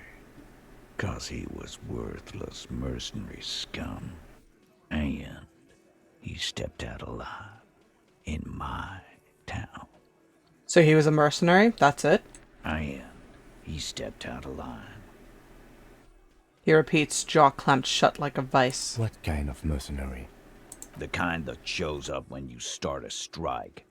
The experienced kind, too. Had Kohoy and Semenine written all over him. Ex-Oranese Special Forces. A live grenade. Right here in our bar. This one has a special gripe with him coming here. I can't prove it, but I know he was sent by the Wild Pines. They hire merc shit like that. Story of every strike from here to Samara. Hold on, how do you even know he was in Special Forces? Cause one night, he walked straight up to the mic and said, I'm RNA's goddamn special forces, and I'm gonna fuck you all! Oh, dear lord. Really? Yeah, really. Had a gin and tonic up there, sang some RNA's paratrooper song, and said he's gonna fuck everyone. Okay. We couldn't believe it either, but he fucking did, right there. Like some kind of animal. Okay. Sire, the tale is true. This is a serious violation of the karaoke code. Okay, besides crimes against the karaoke, what did he actually do wrong? Wrong? He harassed women, raped one, harassed workers, threatened to kill some as a warning. Oh. From rape to harassment to threats of violence. Why the strange de-escalation? He regrets mentioning it.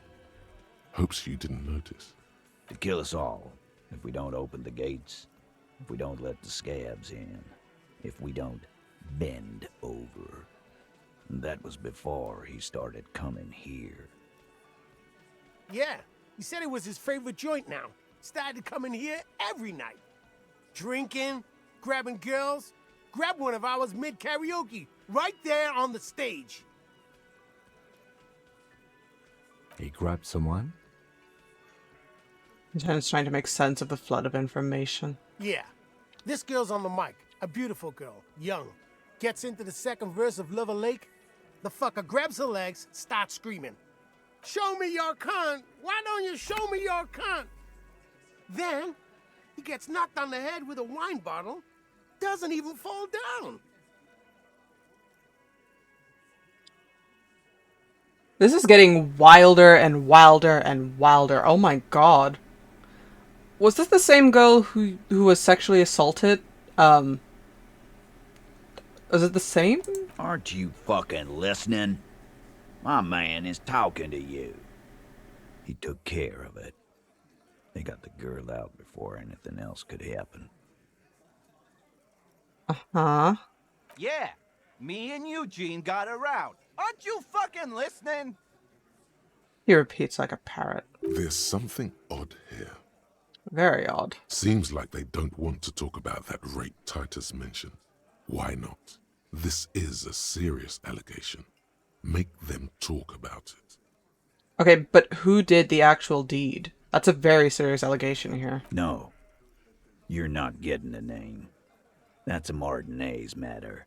And I'm not discussing it with you clowns. There's nothing you can do for now. He's stonewalling you. Okay, so you just murdered him like that. No remorse. Despite these crimes that you mentioned. How many people have you sent to the Shays? Ever felt remorse for them? To be honest, I don't remember. Chaise électrique is the method of capital punishment in Revachol under the Coalition. During the suzerain's reign, it used to be the firing squad. Or send them to Reunion to rot. For 20 years. For life. Hmm.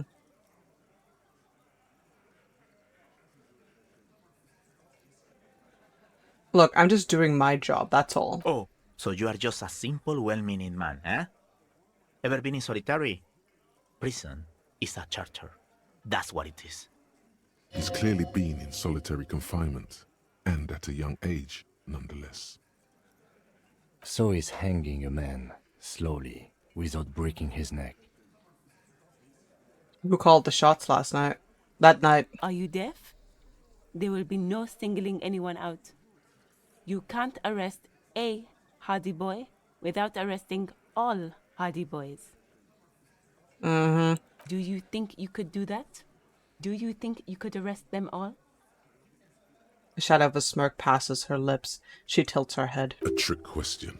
Don't let her lead the conversation.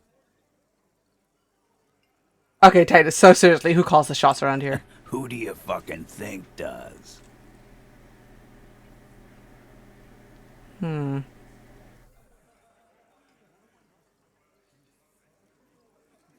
Okay, how about I call a bluff and say, like, I think she does. It wasn't a question, dickwad. How fucking stupid are you? This asshole is worse than... Titus runs the Hardy Boys, genius. That's why we're called the Hardy Boys. Ain't that right, fellas? It could also be a front. I think you got your answer, Mr. Law. Yes, there are some administrative differences.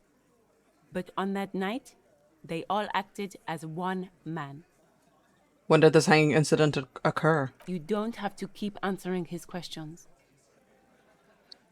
The fixer turns to remind Titus. I know, Lizzie. Relax. We killed him last Sunday night. Seemed like a good way to end the week. How long had you known the victim? Known him? We don't associate with scum like that, asshole. Yeah! Who do you think we are? Quiet.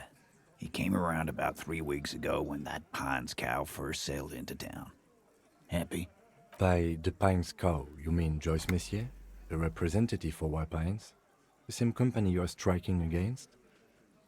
No. I mean the Pines cow. The stupid-ass cow they sent in to fuck us over. But you know what? He rubs his chin, pretending to mull it over. Why don't you ask her about the pretty boy? I'm sure she has interesting things to say when you ask her hard enough. That's enough insinuation for today, Titus. Officer, your interview is drawing to an end. Don't waste your last questions. How did you kill him? We hanged him up by his neck until he got real still. Wasn't that obvious, copper? Didn't they teach you anything at the cop school, idiot? This is where an autopsy would come in handy. You have to work with what you know.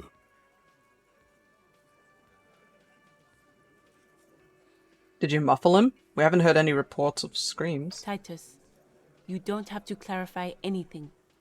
We overpowered him, dragged his unconscious body to the tree, put a noose around his neck, and hanged him till he was dead and steady. Then we left him for seagulls, maggots, and you fucks. Make them a bit more uncomfortable first, then see if it all adds up.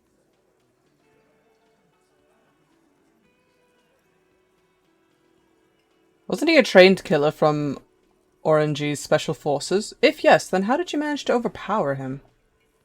With numbers, asshole. How do you think? You're right, Lizzie. I've done enough explaining here. No, he hasn't.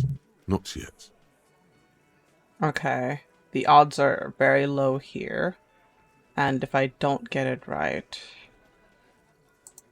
Can I level up while talking?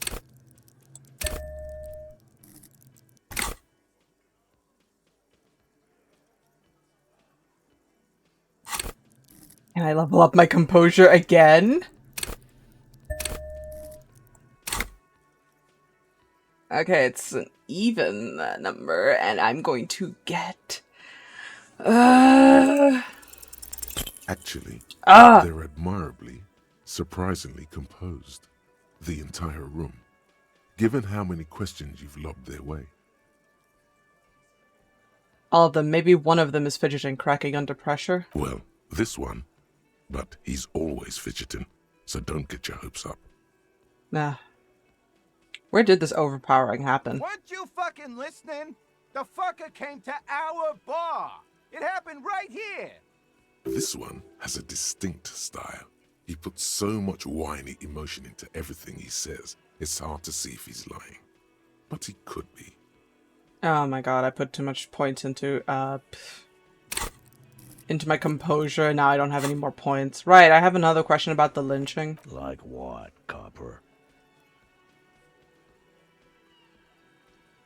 Alright, I'm not gonna arrest him right now because that's gonna be a bad look, and we don't have enough information just yet. Or maybe we did, and I'm just dumb. So, for now, concluding everything. Nothing. Your investigation here is done. Leave Martinez Go back to your stations where you belong. I don't think so. I think we're going to stick around, thanks. Some things don't add up here, Titus. I've done this job for long enough to know that people don't just confess to first-degree murder. Even if it is a group responsibility, we're going to look into this.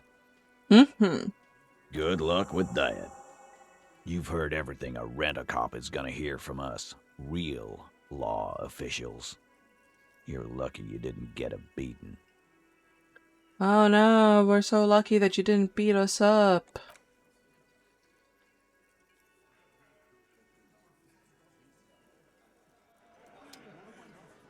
So that was good.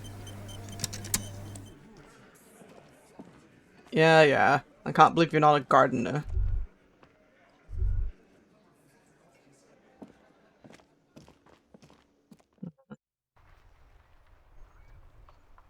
Right, we should probably check in with fellow book nerd lady. I don't recognize you.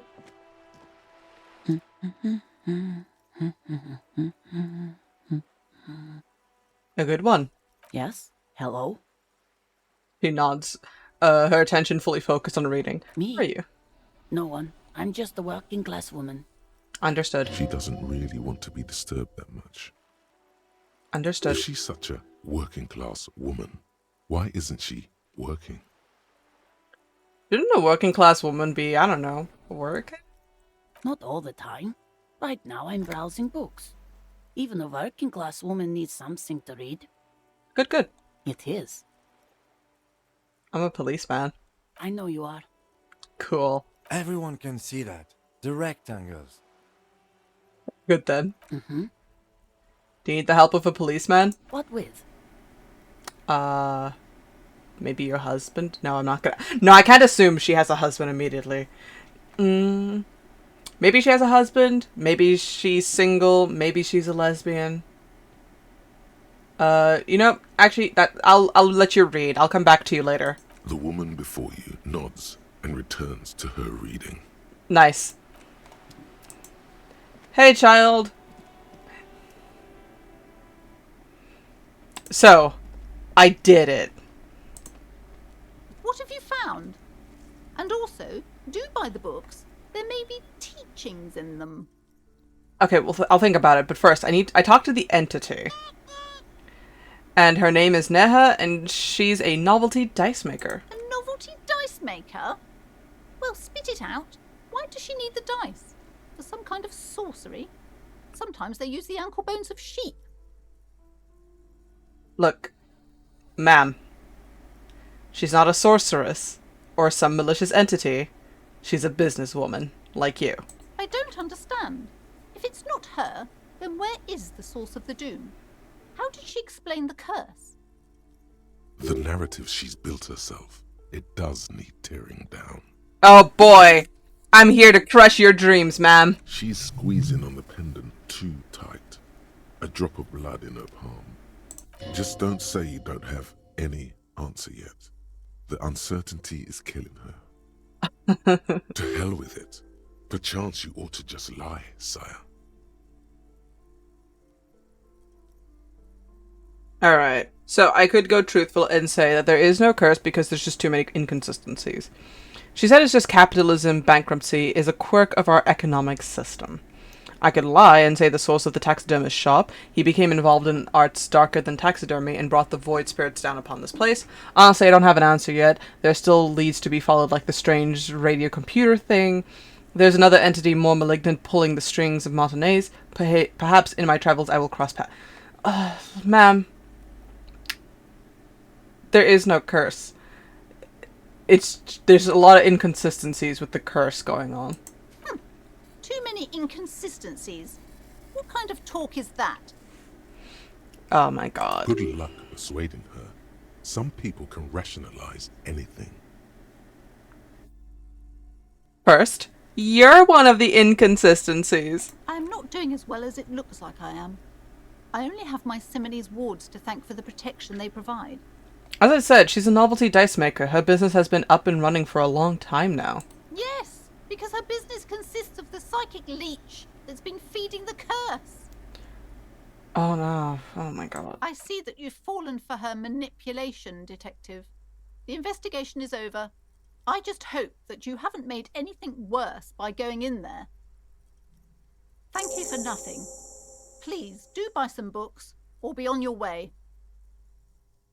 Wow. Total psychic collapse between you two right now. God damn. There was never any other way this could have gone. She's just too far gone into her own mind. Shit. I am sorry we had to disappoint you, ma'am. Can we go now? Okay, I had a few more questions about the curse real quick. Okay, but please, only a few questions. Never mind. The woman before you scans. Yeah, never mind. I'm done. I don't need this. I'm gonna look at this real quick. The display rack is brimming with worn paperbacks featuring an extremely muscular, sword-wielding barbarian on the cover. Nearly all the titles contain the word Hyundai somewhere. Alright, I'm leaving. I don't need to read the books yet. Not yet. Or, not even. I got stuff I need to do.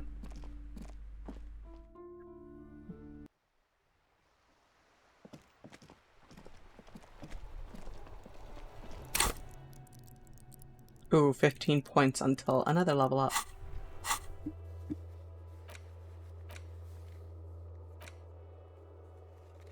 Oh yeah, I should probably call back. Not to find him around the timings of everything. Alright, let's quickly call our dear Alice and find out more about the boots. Inside, you see a set of steering levers, a radio microphone, a pull-out toolbox, and the soft glow of the fuel preheater gauge. Alright, radio in. This is Precinct 57. How may I assist you? Have you heard back from the ICP about the serial number? Yes. The armor was produced by Fairweather in their facilities in Betancourt, sur la Clé in 42. Mm-hmm. It was part of a special order for Corps de Pharmacie, a security firm contracted to protect the interests of Oranese pharmaceutical companies in the Semenine conflict. So, it seems the armor went to Semenine. That's where the paper trail ends, though. Even the firm has proven difficult to track. Corps de Pharmacie has been renamed several times over in the years since the armor was issued. Do you know what it's called now? The most recently registered firm that the ICP has been able to connect to the CDP is a military contractor called Trinell, and the one before it was Downwell. I think they might be the same contractor. Uh-huh. A suit of armor like this would have been manufactured with a particular person's physique in mind. You should ask for whom this suit was fitted. A suit of armor like this would have been customized to fit the wearer. There must be a record of the person whom it was issued. Yes, but the ICP tends to be reluctant to share private sector records. I could try to talk them into it, though. Thanks. This is a fun challenge for her. An opportunity to contribute beyond doing her job by rote. She'll gladly put in the extra effort for Team RCM. Yes, please do try. It's imperative that we learn whose armor this was. Sure. Call back tomorrow. Hopefully I will have more information for you then. Alright, also, can you connect me to the 41st precinct? I have something I need to report. Just a second, officer. Oh my god, I'm gonna become the laughing stock. 10-2, 10-5, this is 41st, come in, over. Hey, buddy! Guy? So, it's me, it's your boy. I fucked up. A scrawny old man sits in a dusty cubicle, smoking, with a large white rectangle sewn on his vest. In front of him is a box-shaped apparatus with an array of wires and antennas. The radio switchboard. Boy. The man uses relay code. You've got this. You're a cop, and cops know relay code. 10-4 station 41, I've got urgent business, over. 10-4, message received, 10-5, relay message, what's your status, over. Just reporting in, over. 10-18, state your message, sir.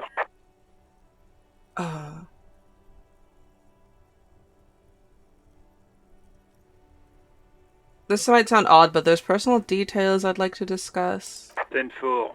Your badge should have most of your personal details. Look over that. Over. I don't have my badge. 10-9. Over. My badge. I can't find it anywhere. Basically, it's, gone. 10-4, message received. This is a very serious situation. I need to 1022 the captain. Over. Yeah. Is it him? What does he want? Oh my god, it's him. Says he lost his badge and needs to report it. So hard. He what? He lost his badge? I'm gonna say nothing. Who lost his badge? Fuck. Dick fucking Mullen. Who do you think? It's Officer Dick Mullen from the bestseller Dick Mullen and the Lost Identity. Oh my god. Dick Mullen is not your name. It's the name of a fictional detective who would not lose his badge. Defend yourself. Immediately. They're laughing at you. Officer lost his badge. Haha. Like I'm the first cop to ever misplace his badge. He says this has probably happened to other policemen before him and laughs sarcastically. Oh god damn it. Is he fucking kidding? The whole station's gonna be dicked for this. Satellite Officer Vikmar is wondering if you might be joking and adds that this tarnishes the reputation of the entire station. Over. Mullen dicked us.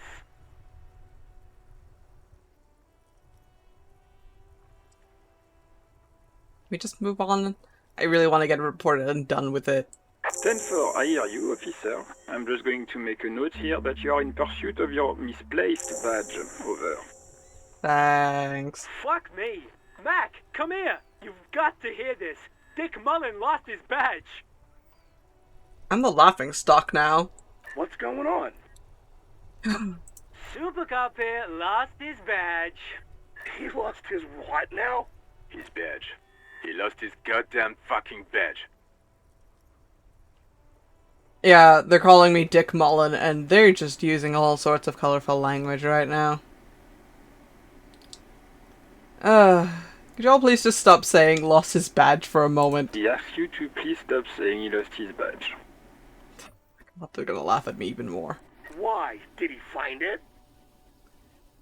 They're all laughing at me right now. Sergeant Person was wondering if you found your badge yet. Over. You don't have a comeback. Sorry. It's hard to think like this. I'm gonna say nothing. He's not replying. Looks like he's still looking for it.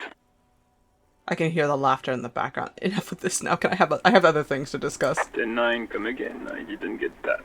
Over. The animated conversation in the back is making it difficult for him to hear me. New heights even for Captain Sober. Bruh. Ask him. Ask him if he's lost his gun, too. Oh boy. Sergeant Orson wants to know if you lost your gun too. Oh fuck. I'm gonna be playing into the dramatics. Lying over the phone? It's easy. Just say it like it's the truth. And then it becomes it. No, of course I didn't lose my gun. He says he didn't. Thank God for that. That would have been a nightmare. I don't even want to imagine the poor prick who has to relay that kind of news to the captain. Thanks, John. Losing his badge is bad enough. Tell him to find it, and fast. We can't have some gangbanger running around with it. Ah, boy. We're all glad to hear you've not lost your gun, officer. You need further assistance? Over. 10-10, transmission completed, standing by. Roger that. 10-10. Over and out.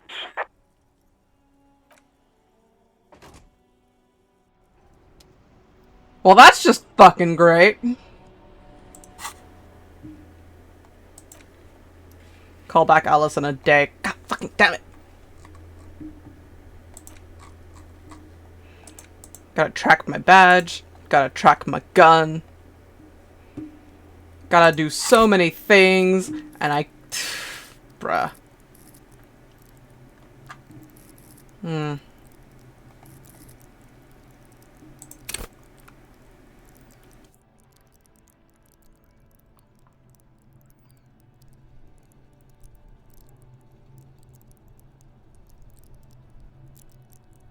I already have a lot of good points in drama, so I don't think I need to continue onto it.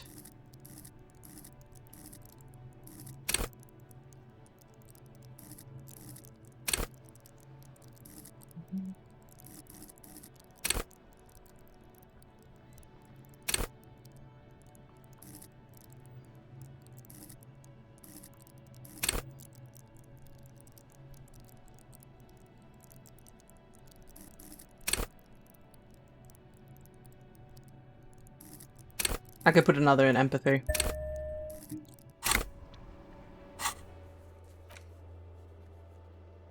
And then I gotta try to empathize with Kuno, but I don't know if I want to start with that. Oh, it's already 8 here, actually.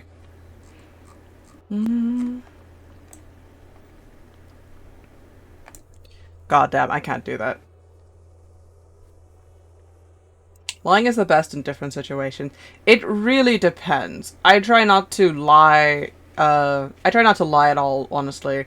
The only thing I will ever do is just omit, especially if it comes to my personal details on the internet, because I don't need to talk about too much of my personal life, but I will say enough. But overall, I try to stay as honest and true as a person that I am whenever I'm talking about anything. And lying is not something I'm very fond of, because once you lie, you're gonna have to keep track of that lie. And the sooner and those lies will come to bite you in the ass. And if you could be a pathological liar for the majority of your life, one of those days, don't know when, you could be lying your life away for like 10 years, but on that 11th year, possibly, something is going to come and bite you in the ass for that. So I'm just gonna always be honest to myself, no matter what. Can't get bitten if I'm honest about this and that. But yeah, I think I've done everything that I can for now. I'm gonna save my game and call it for the stream here, honestly. It's been a time.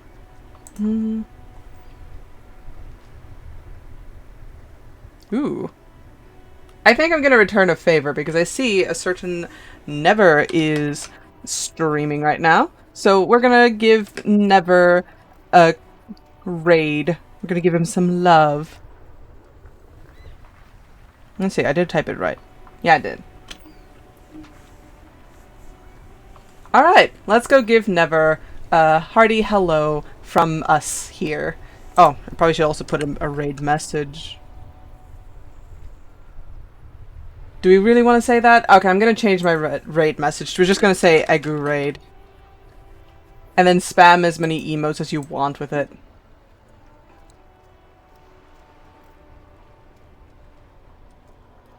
Alright. So with that, I'm gonna head offline. I'm gonna go do some of my aftercare stream stuff and just get sorted and chilled out. Thank you for joining me playing this game. I'll see you guys most likely on Friday for the Valentine's Day event as it begins, where I'm helping with Gamers Outreach and we're trying to raise funds for hospitalized children. I'll also be playing one more game of Kingdom Hearts that night for Terra's Story, and so forth and so forth. So until then,